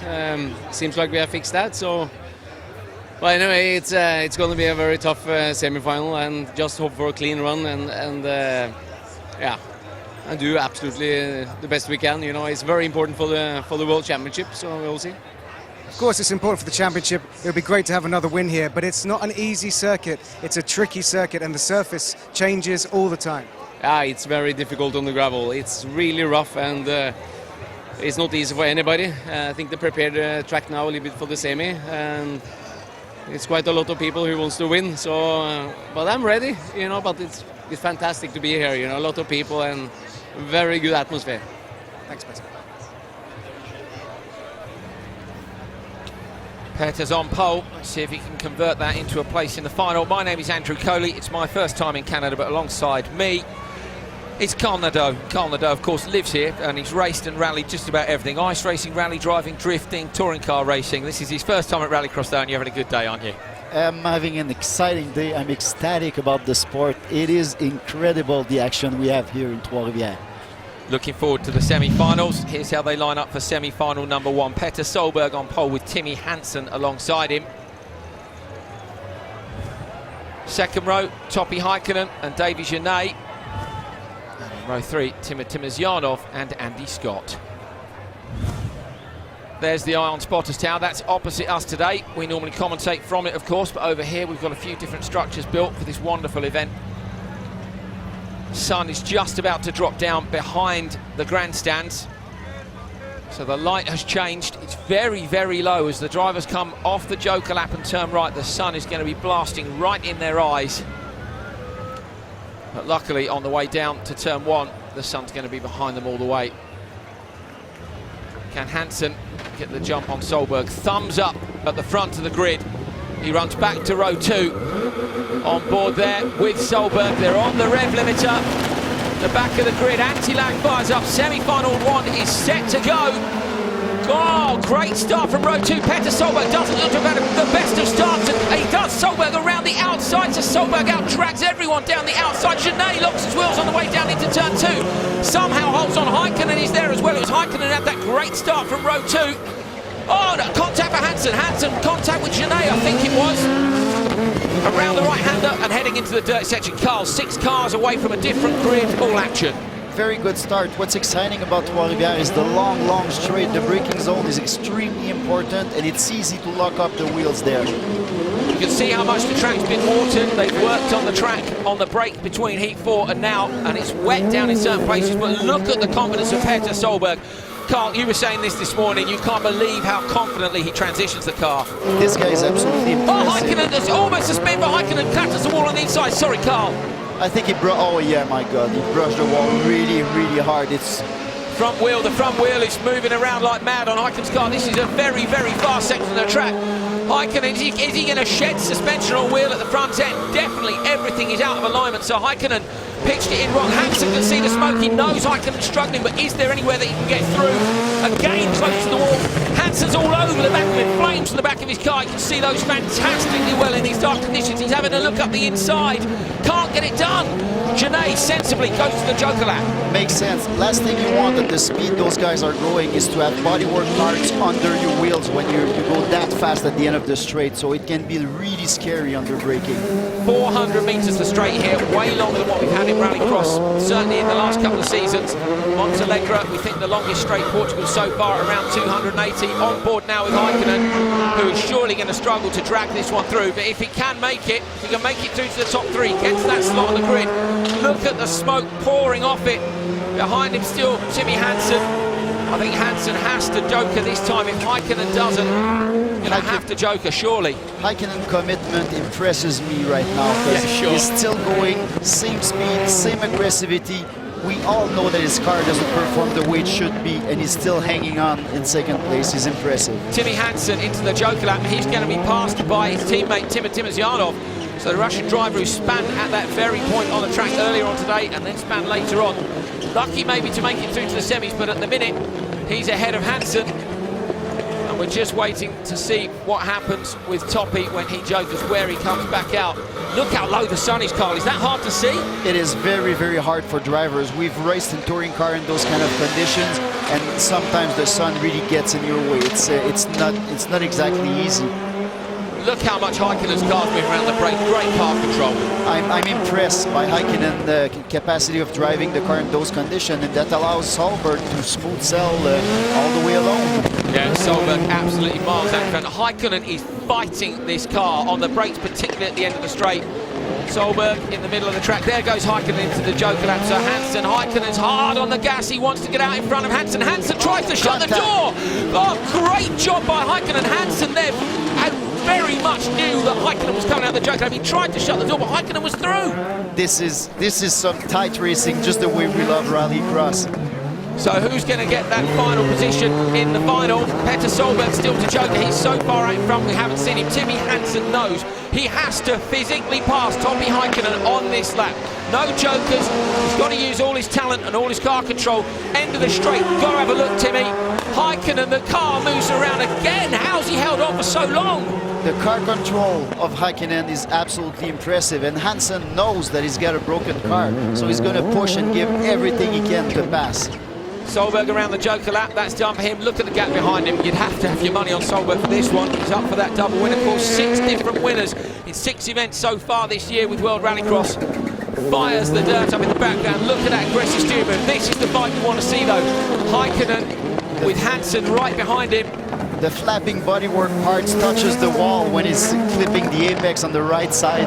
This car is destroyed, but he hangs it on. Petter onto the final lap. Braking down at the end of the straight. So one more to go. My mistake, I thought it was the final lap already, but he's got another lap to hold on. Can Heikkinen do it? You're on board with him now. Watching the car moving around. In fact, suddenly he manages to stop it in a straight line. He's very sideways on the exit. Yeah. Timmy would have seen that. Obviously, Heikkinen starts driving a conservative line. He makes his car as wide as possible to make sure Hansen doesn't pass. So obviously he's cutting a lot of speed. Up the inside, Hansen up the inside. Oh, takes down the bollards. Is he going to end up in the back of the concrete? Just gets around to Hansen, takes the bollards down. He makes the pass on Heikkinen. Heikkinen is sideways at the minute then. That sees Hansen go through to the semi-final. He's up into the top 3. This is Janae now you're on board with, who's all over the back of Heikkinen, but neither of those guys are going to go through. Your top 3 is going to be Petter Solberg, who's on the finish straight now. There he goes, checker flag. Petter is through, front row of the final for him. Second person to take a place is Timozyanov, and finally Timmy Hansen got past Toppy Heikkinen, and he's got the job done. He goes through and Heikkinen misses out. Heikkinen misses out. It's gutting, isn't it, Carl? I kind of wanted Heikkinen to go through. Incredible race, and Solberg make it look easy while it's totally not. Like, he drives in an impressive way this weekend. He's the king of the track right now. You can see him talking on the radio. Petter is already on the radio back to the team. Here's the result. Petter Solberg takes the win. Timozyanov is second. Hansen third, and then Heikkinen, Genet and Scott, I'm afraid, are going no further. Well, semi-final one, as exciting as always. Petter Solberg got a great start and just managed to go. Well, he didn't get a great start, Carl, but he out-dragged everyone down the straight. Yeah, his car has got the perfect ratio down the straight and it works perfect, but he's so good under braking. While there was a bunch of contact in the back, like Genet was deciding to go through. This was the moment, wasn't it, where he clipped the wall? It must have been by the centimetres. Yeah, he just clipped the apex, but it's enough to play with the alignment of the car, and we've seen that. Not only bodywork was rubbing, but obviously the alignment was wrong. Fantastic job by Heikkinen to hang on for as long as he did, and that was so impressive. Really committed on the exit, and managed to just fly out in front of Hansen, but Hansen then up the inside, just about inside track limits. Toppy pushed him off the inside then, didn't he? I think he wanted to really slam the door. Look at this on board, and yet there's Hansen, pops out. Impressive pass. Actually, we're wondering how long the little posts were hold on. Yeah, they've been there all day. They're still there. Made it to the semi-finals. Semi-final number 2 will be lining up on the grid in just a few moments' time. There's the Monster Energy girls. Had a huge party with Monster Energy last night down in Trois-Rivières. Thousands and thousands of people here for this event. A whole festival of motorsport, Carly. It's not just rallycross, is it? I mean, tell us about the other stuff that happens on this weekend. It's always been like that in Trois-Rivières. Saturday night there's going to be a huge firework. Sunday is the biggest race, so we have the F-18 fighter jets going right over the racetrack. Crazy noise. In Trois-Rivières City, actually, it's a big festivities for the whole week. So the clubs are full, there's activities in the streets, there are motocross, jumping, everything. So it's a big party, Trois-Rivières. It's been a brilliant event so far, and it's lovely to have rallycross along with it for the ride. Neil Cole is down with Anton Markland's team. So just before the second semi-final, what can he do from the front? He can do everything, really. He can win, of course. And what do you think was the instruction from the team towards him? Of course, it is to be up front. We need a good start for the final, and his result so far today, he's really fast, and he's going to do good.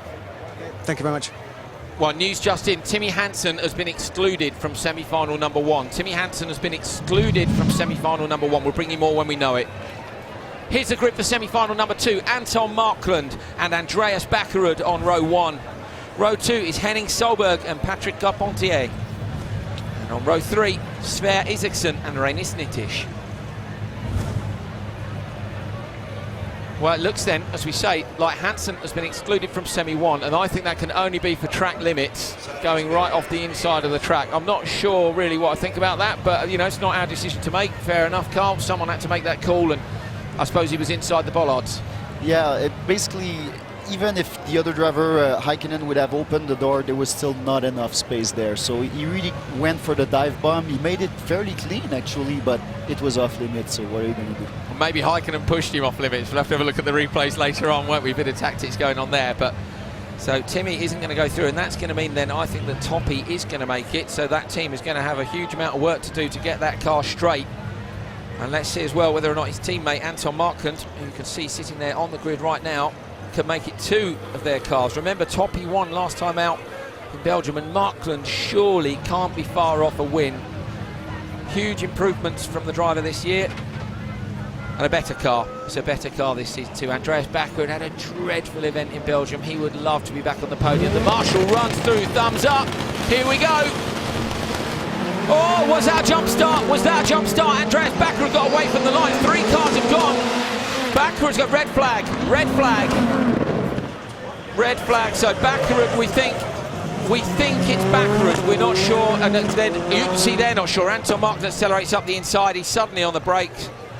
Going to see if we can find a replay of the start. To me, Bakkerud went first, but there were other people that went with him. It's going to come down to the jump start sensors, which are, I think, Bakkerud or Carpentier, Carl? I think Bakkerud left, but Carpentier was pretty much on it also, a fraction of a second behind, but I think they both left a little early. So 12 centimetres is the tolerance, usually, between where they sit at the start and where the little jump start sensors are. I can tell you a lot of locals right now are on the edge of their seats. Carpentier has been a crowd favorite for years here in Trois-Rivières and everywhere in Quebec. And seeing him start in Rallycross for the first time ever, no experience, half an hour sitting in the car before the event, and see him perform the way he does, it is impressive. Straight through to the semi-finals. Good job. Great job by him. Poor Jacques Villeneuve, struggling since the beginning of the year to do it. He was hoping to do it in front of the home crowd. Well, let's see what his team boss has to say about it. Neil Cole is with them in the spotters' tower now. Patrick Carpentier is very, very popular here at Trois-Rivières. Did you expect he was going to be in the semi-final here?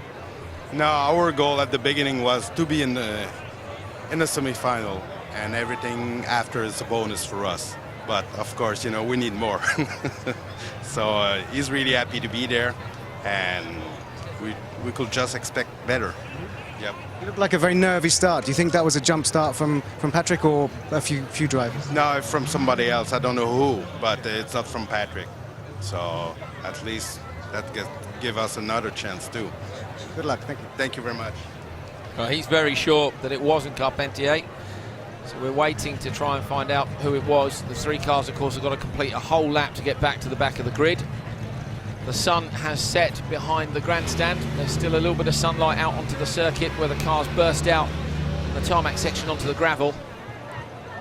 30,000 fans are here in the various grandstands around just a very small part of the Trois-Rivières circuit. And of course the Hippodrome, the horse trotting track, which we've commandeered for some rallycross instead. It's usually the parking lot for the river event, so we have to park a lot further this year. Yeah, well, you've got to walk, I'm afraid. If you want to see some rallycross, you've got to walk. You know what? I can walk a mile just to see rallycross live again, so it's all good. It's fantastic, isn't it? It's been brilliant. Really has been fun. It's been a challenge, I have to say, for everybody, with everything happening so fast in one day. We know the mechanics have had to work flat out to get these cars re-prepped. And adjust the cars to the track, actually. Now, you may remember qualifying that Nitish hadn't made it through.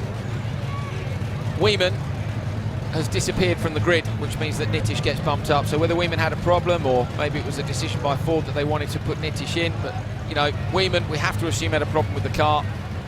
So Nitish is on the back of the grid, which is great for the championship fight. Floodlights are on all around the circuit. I think we're just about set to go. Still not sure who did that jump start. We'll bring you the news on it as soon as we know. I still think Andreas Backer at the front of the grid. So far, Carpentier had an amazing start since the beginning of the event. And he's got so much road racing experience on that specific track. He's extremely good under braking in corner one. So even if he doesn't have the perfect start, he's got some trick up his sleeve for corner 1 and 2. Neil is up in the spotters tower with the Elsbergs team. So it's quite nervy now that the jump start has made everything a little bit more tense. How are you feeling right now? I'm just trying to look who got the jump start, so hope it's not Bakkerud. So yeah, looks like they are not giving the jump start for anyone. So just focusing on the light now and hoping the best. Thank you. Thank you. Okay, interesting. So they say it's not Bakkerud. Carpentier's team say it's not him, and it sounds like the organisers aren't sure either. So possibly it was the lights. We've had one start which didn't quite go according to plan earlier in the afternoon. Who knows? Who cares? I just want to get semi-final 2 underway and see if it's as exciting as the first one was. Bakkerud's door is open at the front. I suspect this is still a bit of wrangling going on with timing, maybe, with the jump starts. We're getting a shaken head. We don't think anybody's... Okay, we're now hearing number 13, possibly number 13. Bakkerud jumped the start is what we're hearing via the TV truck, but we'll get that confirmed. There we are. The 2 times joker sign was held up to Bakkerud. That's the penalty. Bakkerud on the front row is going to have to joker twice. There goes the marshal, because Bakkerud jumped the start in the first attempt at semi-final. Number 2, 2 times joker for him. Away from the line, he needs a fantastic start. Sverrisson with a great start from the back as well. And Nitish coming through from the back row. It's a drag race down between Markland and Bakkerud at the front. Markland's on the inside. Great defensive drive by him. And down towards turn 2. Bakkerud Backwards alongside him, he can't get through there surely. Marcus late on the brakes there, tidy, and into the right-hander, and somebody was off the line very, very late indeed. Henning Solberg, very slow off the line. Oh! Rear end of the car fired up by Markand in the Polo, but holds on to it. Very, very good job from all the drivers. They all made it clean to the start, even if there was some hard fighting under braking. Everybody was smart enough just to pull behind the other one and just go for it on the long run. Now, Carpentier went straight to the Joker lap there. I think probably a wise decision. He didn't get the greatest of starts just after we'd been saying he did commentator's curves. It's standard, isn't it? So he ended up further down. The right decision, you think, to get out of traffic? Actually, I think it was the smart move to do because all drivers are really packed. So there's, even if you catch the other guy, it's going to be so hard to pass that might as well Joker and push your heart out for the rest of the race. So great tactics by Carpentier.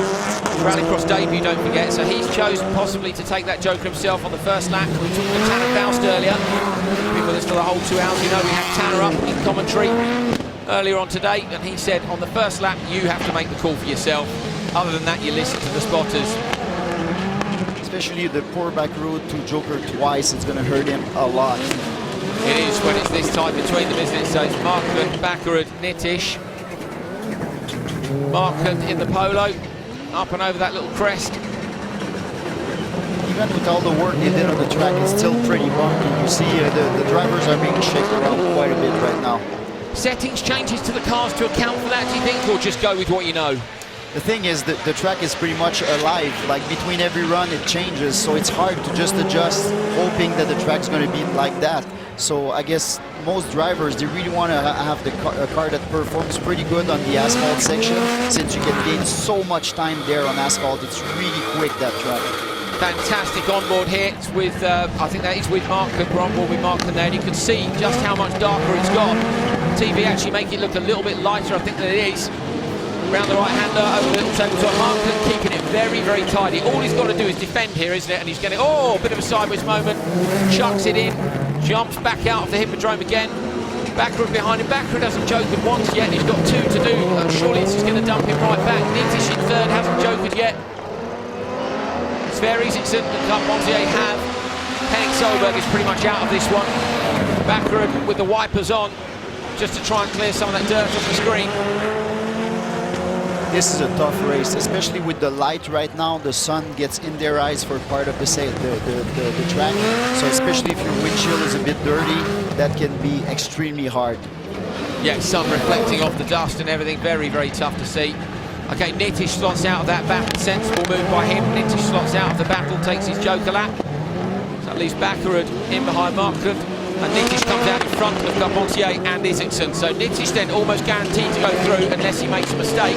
It's all about where Bakkerud is going to end up. You can see the blue flames from the back there of the VW Polo. Wonderful, just a little bit darker conditions. And we start to see what these incredible cars fire out of the exhaust. Can't see it in the daylight, you can definitely see it here.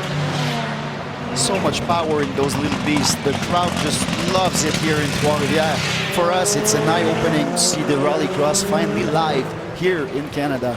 What did you think when you saw it for yourself today? I know we walked the track this morning and you've raced different cars here, but you know, we were struggling to figure out how quick it was going to be. Have you been impressed by it? My jaw just dropped to the floor. The first time I saw a start, I was so amazed by these cars. The amount of grip they can have on asphalt just to start, it's faster than F1. So amazing bits of kit, amazing bits of kit. Bakkerud has slotted out in front of Nitish, but he has still got to do another Joker lap. You can see at the top of your screen, his graphic stays orange because he's got that penalty Joker for having jumped the start. That's going to hurt. I think Carpentier is near enough behind that when Bakkerud takes the Joker, that's what he's got to do. Bakkerud has got to now gap Carpentier. In the next 2 laps, he's got to gap him and be away. It's going to be an exciting race to see who's going to be third at the end. One lap. Carpentier looks up the inside of Nitish. Carpentier with a move on Nitish. Great move. Again, Carpentier, corner 1 under braking. He is phenomenal. He's been like that all day long. Listen to the crowd as well. The crowd go nuts. An absolutely brilliant performance by the local driver. They're loving him. I'm loving him too. What a dive up the inside at the end of the straight. His weakness is the gravel. He doesn't have lots of experience on gravel, so Nitish, of course, going to push his heart out, and Bakkerud is right behind them. Of course, everybody wants to be top 3 right now, so I hope Carpati is not going to do any mistakes, not going to touch a wall, but this is an exciting... Nitish with the mistake. Sorry, Carl. Nitish made a mistake coming out. Bakkerud's having a look up the inside. Thinks better of it. Teammates, they don't want to upset the apple cart in there. Coming up to the line for the win, Anton Markland takes it. Carpentier goes through in second. What a brilliant job by him. And Nitish crosses the line in third place. So Bakkerud, if it wasn't for that penalty, Joe Kalapi would have made it through to the final. He very nearly made it anyway. Look at the crowd. The crowd is going nuts. You should feel the noise and the vibration we have. It's insane. Fantastic result. They were disappointed that Villeneuve didn't make it through to the semis. Carpentier is making up for it on his rallycross debut. Great job. Absolutely great job. He's loving it. He said to me when he did the test the other day, he was clapping his hands like a kid on Christmas Day, wasn't he? Here's the replays. Again, extremely good start in the front, but everything always turns out in corner 1. You see who's got the guts to brake extremely late. Everybody was smart in corner 2. That's where you can crash a car and lose the race. So everybody went behind each other, and Carpentier, an amazing pass again. Corner 1 is at the extreme limit of the car every single time he brakes there. Nobody can outbrake him all weekend, that's for sure. Great job by Carpentier. There was Bakkerud. There was a small mistake after this by Nitish as they exited the dirt section. But Markland, that's a pretty commanding victory. 5:25 though is 6 seconds slower than Solberg was in his. So Solberg was out clear and away. Semi-final number 2, there's the result. Anton Markland, Patrick Carpentier, Nitish in third. Only just made it through, of course, to the semi-final because Veerman disappeared. Bakkerud, Isaacson out. Henning Solberg as well. Here's the lineup then for the final. Petter Solberg and Anton Markland. Timothy Mazianov, Carpentier on row 2. And at the back of the grid, Topi Heikkinen and Reinis Nitish. Final still to come later on. So don't go anywhere. Of course, we've got the RX Lights final before that. Definitely t-shirt weather. Lovely and warm. And Nitish makes it to the final by the skin of the teeth. Yeah, so just great job by him. Lovely shot there at the grandstands. People in hospitality having a nice time, and they've got someone to cheer now. There's a Canadian through to the final. We can't wait to see how this one pans out.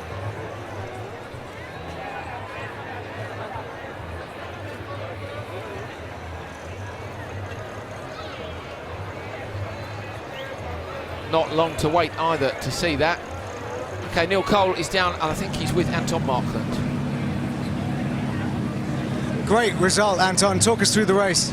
Yeah, I mean, I was doing a great launch from the start, and first out of the first corner, I think it was Bakkerud who was threatening me a bit into the second corner, but I had the best line. I was pushing as hard as I could when I was on the track. I think I had Bakkerud following me for the whole time.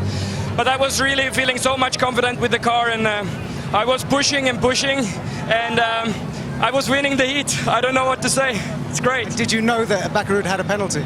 Yes, of course. I knew he had a double joker lap to take, so I said, I was sitting there and thinking that he will probably just hang on and try to get away from the others, and I let him do, and he wasn't doing anything stupid on me, so no worries, I guess. You're in the final in Canada. Thanks. Thank you very much. Anton's excited, and rightly so. Here's a little look back at the RX Lights semi-finals. Ericsson out front. These one-make cars, great fun to drive. Now this isn't part of the championship. That unfortunately was Kevin Hansen, who retired. He's had a dreadful day. Had a hard shunt into the wall earlier on today. Went over a jump, didn't he, and landed and fired it into the wall, Carl. Yeah, it was really bumpy at that part of the day, and when he hit the jump, actually the car was really upset before the jump, so when he landed there was just nowhere to go. The car just flipped straight to the wall. And he hasn't recovered, has he? So I'll have to say I think probably a few problems, but there we go. Some applause from Kevin to the crowd. He's had a lovely time over here anyway. Recently been backed by a couple of new backers that's going to see him be able to continue his RX Lights championship campaign. So it's the Intercontinental Cup, this is called over here. It's a one-off event or demonstration event. My goodness me, Fernandez there with the whole front left corner collapsing. So you can see those were the losers. But we've got 6 drivers who've made it through to the final. And you can get an idea now of how dark it's getting here. Not too dark. Certainly not going to need any headlights, which is a good job because none of the cars have got any. But floodlights are on. And it won't be long until we get the RX Lights final underway live. And then, of course, shortly after that, we'll be on for the Supercar final. See if we end up with the 7th winner from 7 events, or maybe our first double winner of the season.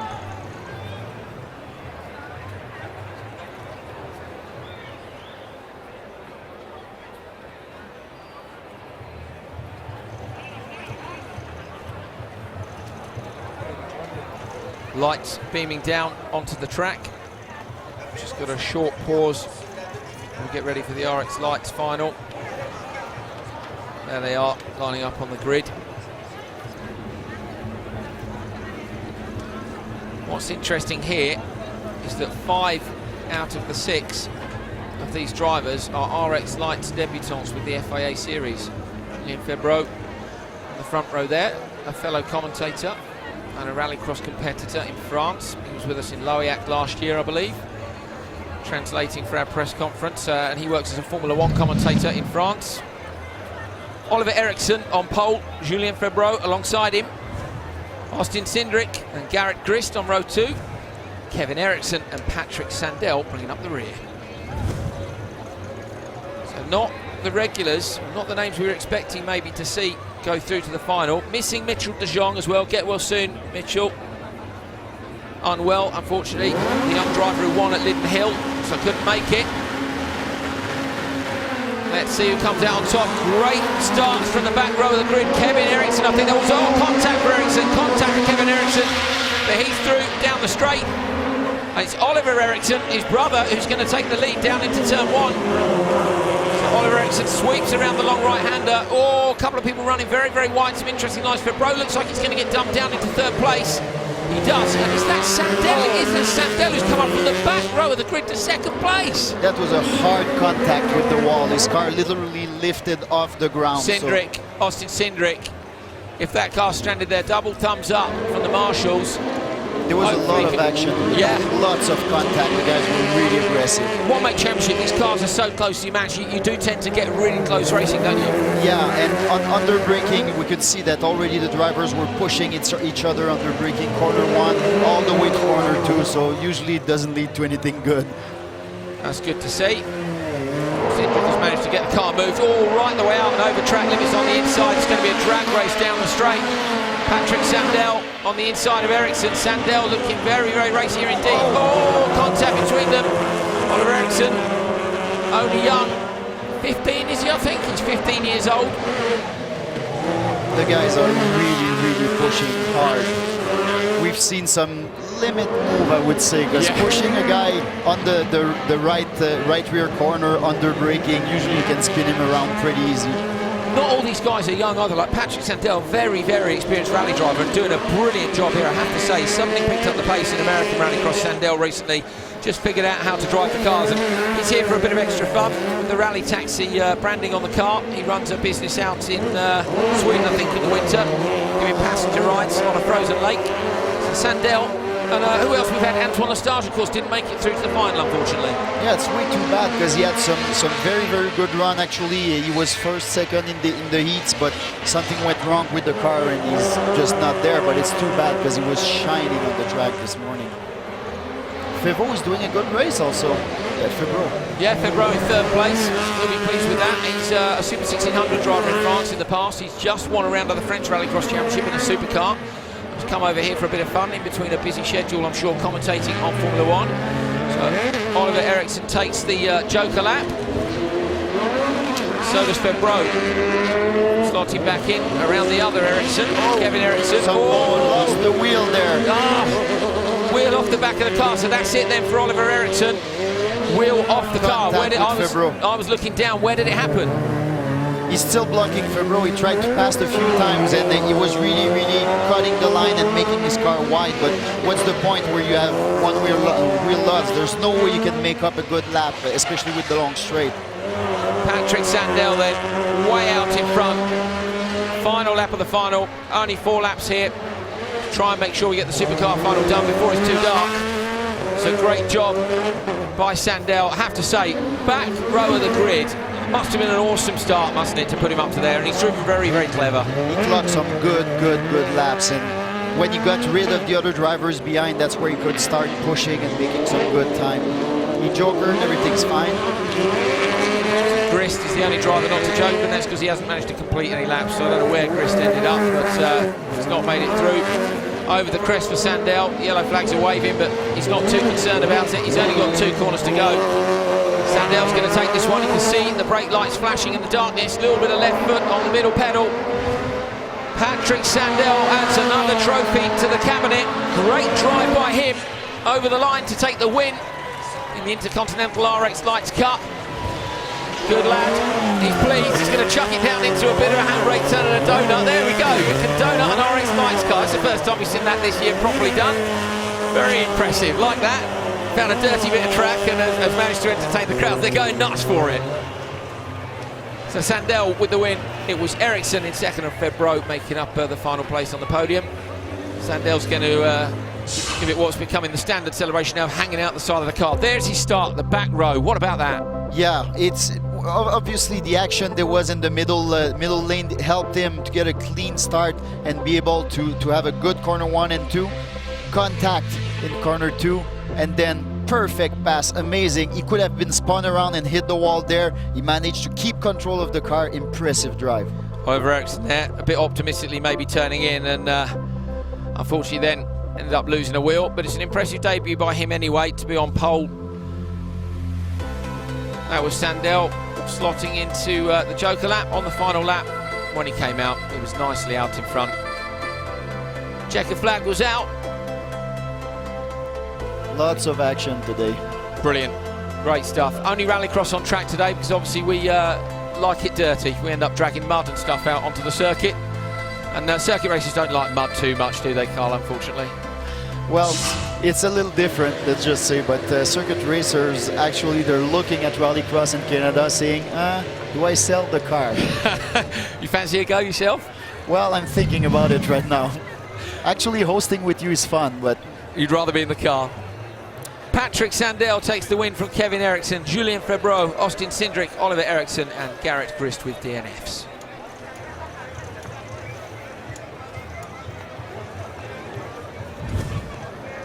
Final coming up for Supercars. Really looking forward to this. It is getting dark. It really is getting dark. It's hard for you to see from where you are. The sun goes down directly where you're looking now, behind that grandstand.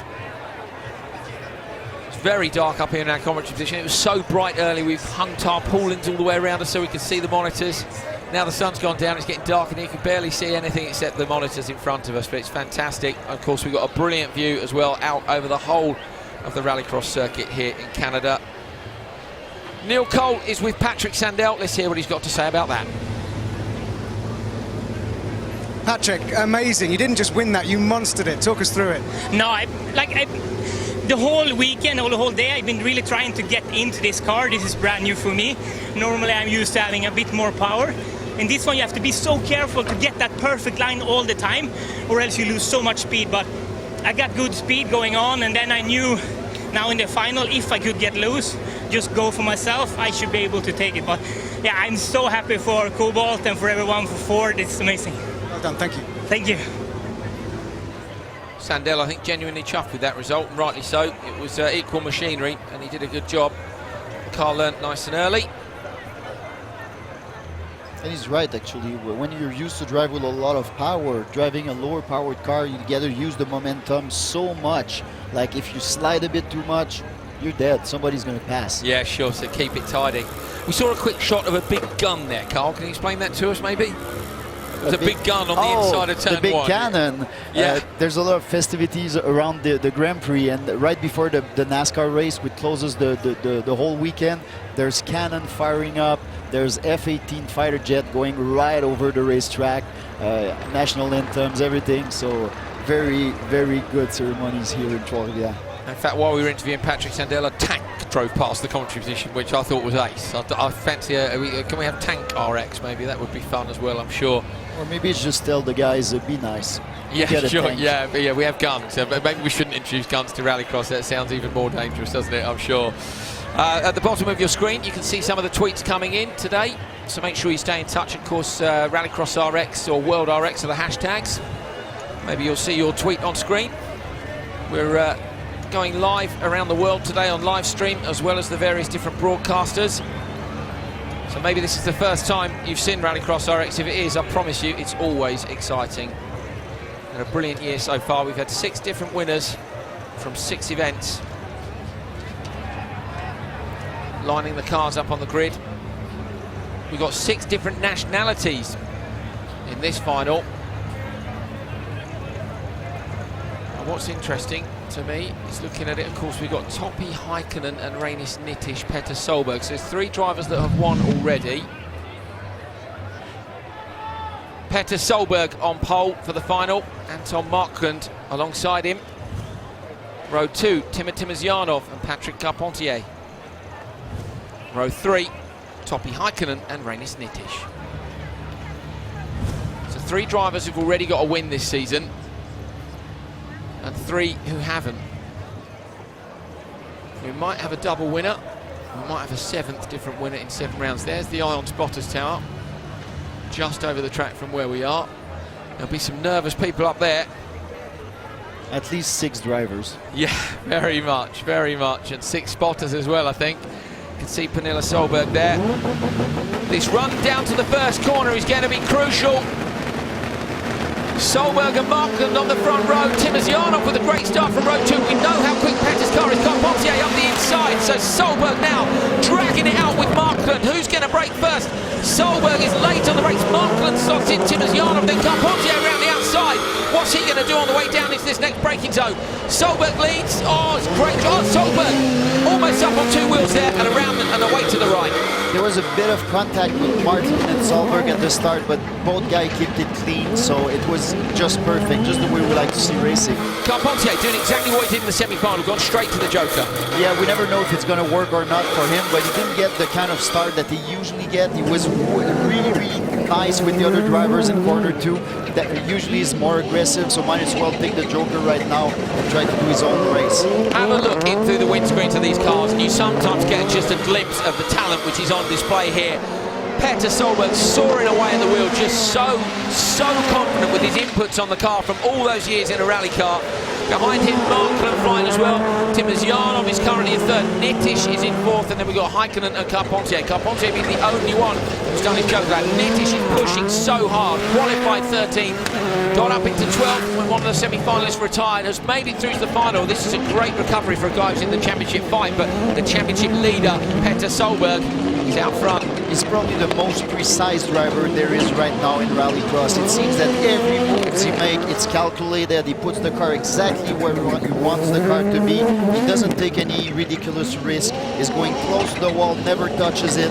This driver is phenomenal. Solberg's a different driver to last year. I know Rallycross is new to Canada, but last year Solberg we saw flamboyant everywhere, sideways everywhere, kept breaking the car, never took a win, and it's like he's flicked a switch. How do you do that? Championship switch. Championship switch. At some point you're like, okay, what do I have to do to finish the race? Carpentier stopped. Carpentier stopped. That looks like a spin coming off the gravel section, so that's it for him. He's not going to make the podium unless somebody else has a shocker, because he's joked already. Carpentier just passing the country. That's a shame, but never mind. I think a great performance by him. He's already so happy. His main goal was just to do the semi-final, and just making it, he was ecstatic. Markland has jokered, and he's now right behind Timosyanov. So Markland, Timosyanov hasn't jokered. He has to joker. That's Nittisch we're looking at as well. Solberg's got a very decent lead, so he should be able to joker when he decides to. Round to the right. down the straight. Tricky corner there. It's easy to lose control if you brake a little too late and there's no runoff area, so you're going straight for the wall. Fantastic onboard there, gives you an idea again of the darkness that's falling on the circuit here. I'm loving rallycross in dusk conditions. Look at the exhaust glowing there. Markland's car chasing down Timosyanov. Timosyanov still, as we say, to do that joker. Don't forget, 6 laps for the final. Solberg will be looking to extend that championship lead, but I know he'd love a double win. He'd love to be a person as well. Of course, don't forget, he won the first event of the season. He'd like to win the first ever overseas, well, certainly outside Europe, FIA Rallycross. Oh, massive moment in front. There was an enormous jump from Timosyanov. Can't believe he kept the car on the road. He could have flipped over the wall. What a nice car control and recovery. Awesome. You can see the flames pouring from the back of the 2.8 as well. Markland, I think, is settling here for second place again. Bang, bang from the rear. Flames out the exhaust. Looks spectacular. Rattles it over the curbs. Flat out down the straight. Petter Solberg on lap 5 out of 6, 2 laps to go. And you can see the front brakes like glowing when he hits the brake. Carpentier is stranded in the middle of the circuit. We can see it from the commentary position. It's not on your pictures. Carpentier, after the centre jump, is sat facing the wrong way. So he's in the middle of the circuit. Yellow flags will be out. That's going to slow people down, but it's really not an overtaking opportunity there anyway, is it, Carl? And Solberg decided to joker at that lap, which is really, really smart since there was a yellow flag, so might as well lose a bit of ground there. Oh, that's dangerous. Goodness me, massive jumps from everybody. They just missed Carpentier. What a bad spot to be stuck. A little bit naughty, isn't it, to be going that fast when the yellows are out, but no problem. Everybody's joking then. The graphics are grey at the top of the screen. Look at Petter Solberg's exhaust again. If Solberg keeps it clean and doesn't have any car problem, it's been his all race weekend so far, and it's his own race again. He's got so much lead right now. Brake discs are glowing as well. That's the first time we've seen that. The brake discs are glowing in the dark. I was desperate to see that here. Box ticked massively. Thank you, Petter Solberg. The right-hander to go, and then another right up and over the crest on the dirt. He's got a decent gap now. Petter is around 3 seconds it was last time they crossed the line between Petter and Markland. He knows where Carpentier's car is. The yellow flags are out. Petter takes it steady over the jump. Markland's come through behind. Yeah, definitely. You know he's got a lot of gap behind him, so he went really, really slow. Timosyanov so nearly collected that car, but it doesn't matter. It's all academic now. Petter Solberg has 2 right turns to go. The Citroën DS3 is flat out down the straight. He won the first event of the season. He wins the first ever FIA RX event overseas, outside Europe. Panilla's bouncing up and down. We are too. Petter Solberg is the first double winner in the World Rallycross Championship. He sets the fireworks off in Canada. Great drive by Petter. Donuts from Anton Markland around. Look at Panilla, she's so chuffed. Susan Hansen, the first person in to congratulate them. The guys are putting on a huge show down in front of the grandstands at the end. Great drive by Markland. Petter ruins another roof. He ruined one in Portugal, and he ruins one here in Canada. Looks at trampoline. He doesn't care. Brilliant drive. Brilliant drive. Solberg just gave a textbook lesson in rallycross driving to every other driver. Fantastic. That's where the podium is, down at the far end. So he stopped the car down there. I don't think he'll be going anywhere else. Brilliant job. Neil Cole is with Pernilla Solberg right now. It's brilliant. We can see how much it means to Petter and how much it means to you. That was a great performance. Yeah, it's been just a crazy day altogether. We had such a problem with the car after the semi-final. He had the pole position for the final, but we just didn't know what could happen with the car. We just crossed our fingers, praying that it would hold, you know, the whole way, and it looked good. 1 lap, 2 laps, and oh my God, we're just so happy. The first event in Canada, and he wins. Yeah, it's just been a great week. You know, boys came out here already Thursday last week, and it's just been a thrill here. Everybody's been so nice and so helpful. It's been incredible. Thank you, everyone, and yes. Thank you. Well done. Oliver Solberg picks his mum up. He's pleased. Petter had said that his son had inspired him with his recent wins in cross kart. Look how much it means to him. He just loves it. Petter loves to win. They all love to win, but somehow Petter just is so excited. Great to see at a fitting end to a wonderful event here in Canada. Here's a look at the replays from the final. Carl, Petter, not the greatest start, but at the end of the straight, he just edged it. He's so good under braking, especially in the dirty part of the circuit, getting a little help from the driver behind, and he kept it under control. He was really, really smart. He braked a little more just to make sure he could make the corner even if there was pushing. That jump from Timozianov there was outrageous. There was Carpentier's car stuck at the side of the road. Look how close everyone comes to collecting it. Amazing. I'm sure he was out of the car by then. Oh, great stuff. Petter Solberg past the yellow flags. I think this was probably the final lap. The nose of the car diving as he hits the left foot on the brakes in that classic Solberg style. Takes the checkered flag. Fireworks and roof trampolining. Yeah, there goes the roof. There goes the roof. Another job to do before they come back to Europe. I'm pretty sure the mechanics won't complain about this one. No, they won't. They won't. They'll have a good time tonight. They certainly did in Portugal. Petter Solberg then takes the win here in Canada. Anton Markland in second, Timo Timozianov is third, Nitish fourth, Topi Heikkinen, and then Patrick Carpentier with a DNF. Brilliant final. We're going to have the podium very shortly indeed.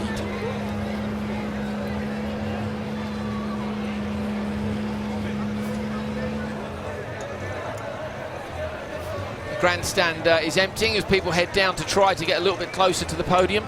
Can they get out to the track here, Carl, or would that be frowned upon? Do you think they'll get anywhere near the podium down there, the fans? Oh yeah, usually in Trois-Rivières the fans can get right on the racetrack after the race. It's like it's the track where you get the closest proximity to all the drivers, and the Rallycross guys have been really good with the fans this weekend.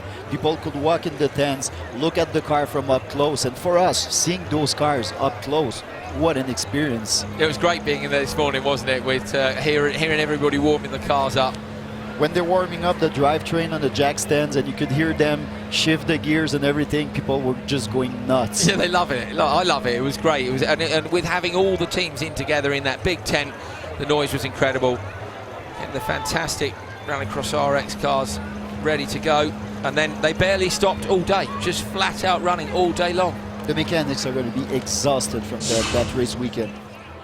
This is on board with Anton Markland. So, Carl, talk us through what you can see here. Mankel has a very, very good start, but somehow Solberg found a way to get there and hit the brakes so late. But as you see, there's a bit of contact here and there. Solberg car just goes a little sideways, but he hits the brake early enough in a place where it's just impossible to pass, and he secured the first place. That's a smart move. Yeah, and never looked back from there, really, did he? He never looked back from there. Wonderful, wonderful on board. It was great. The atmosphere for the drivers is just fantastic, isn't it? And you can see how fast the track is, actually. Yeah. Well, I was surprised. That's the first onboard we've seen from the start line all the way to turn one. That straight is so long, and yet it's gone in a rallycross car. And the team were wondering the gear ratios. How fast are they going to be at the end of the straight? 180, 240, 260, 270 kilometers an hour. This morning, people were freaking out in the morning. The numbers that were being thrown around for the top gear ratios was ludicrous. This is the final lap of the race that we're having a look at here. Petter Solberg. Very smart. He slowed down for the last lap, didn't take any risk. Carpentier's car was in the way. He decided not to hit the jump hard, just goes past Carpentier and then on the gas again. He had everything to lose if he went too fast in the last lap. And he had the luxury of a gap, didn't he? Built that gap through the race. He's really looked very strong here, I have to say. I did think a brand new track would suit him. That was Timozianov. Another coat of paint, yeah, and they would have been contact, wouldn't they? Definitely. Here's Petter. Just the right-handers to go, and then that blast down the straight to see that special black and white flag. He'll be very pleased indeed.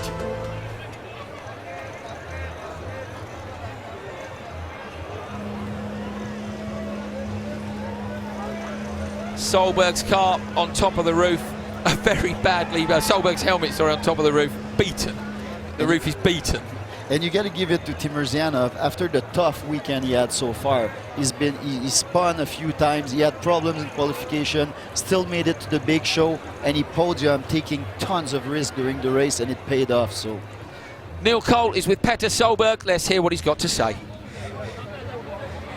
A pioneering win here in Canada, your second one of the year. What does this victory mean to you? I mean, it looked very good in Belgium. And unfortunately we broke the dampers. It started the same this morning on the practice, and we were just scratching our head, what the hell is happening, you know? And after that we did some modifications, and I've been lifting over the jumps. It's not normally like me. I like to have absolutely flat. Sorry. And to get this victory was absolutely fantastic. And in Canada, first one outside Europe, great atmosphere, and the people here, it's been really showing a lot of passion, and that's very nice. Ladies and gentlemen, your winner. Thanks, Petter. Thank you.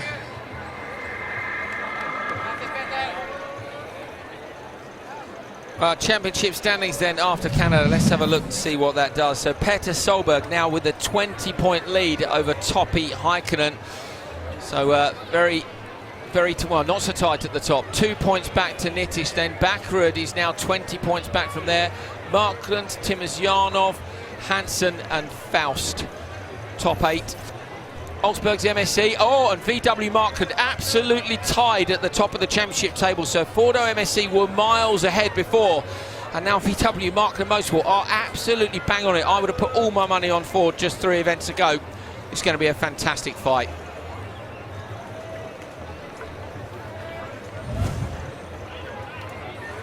Night sky over Trois Rivières. The vehicles are out on track already to tidy things up. There's 2 people on the podium. We're just waiting for one more. Great drive by Anton Markland and Timothy Timosyanov. But this is all about Petter Solberg. There he is.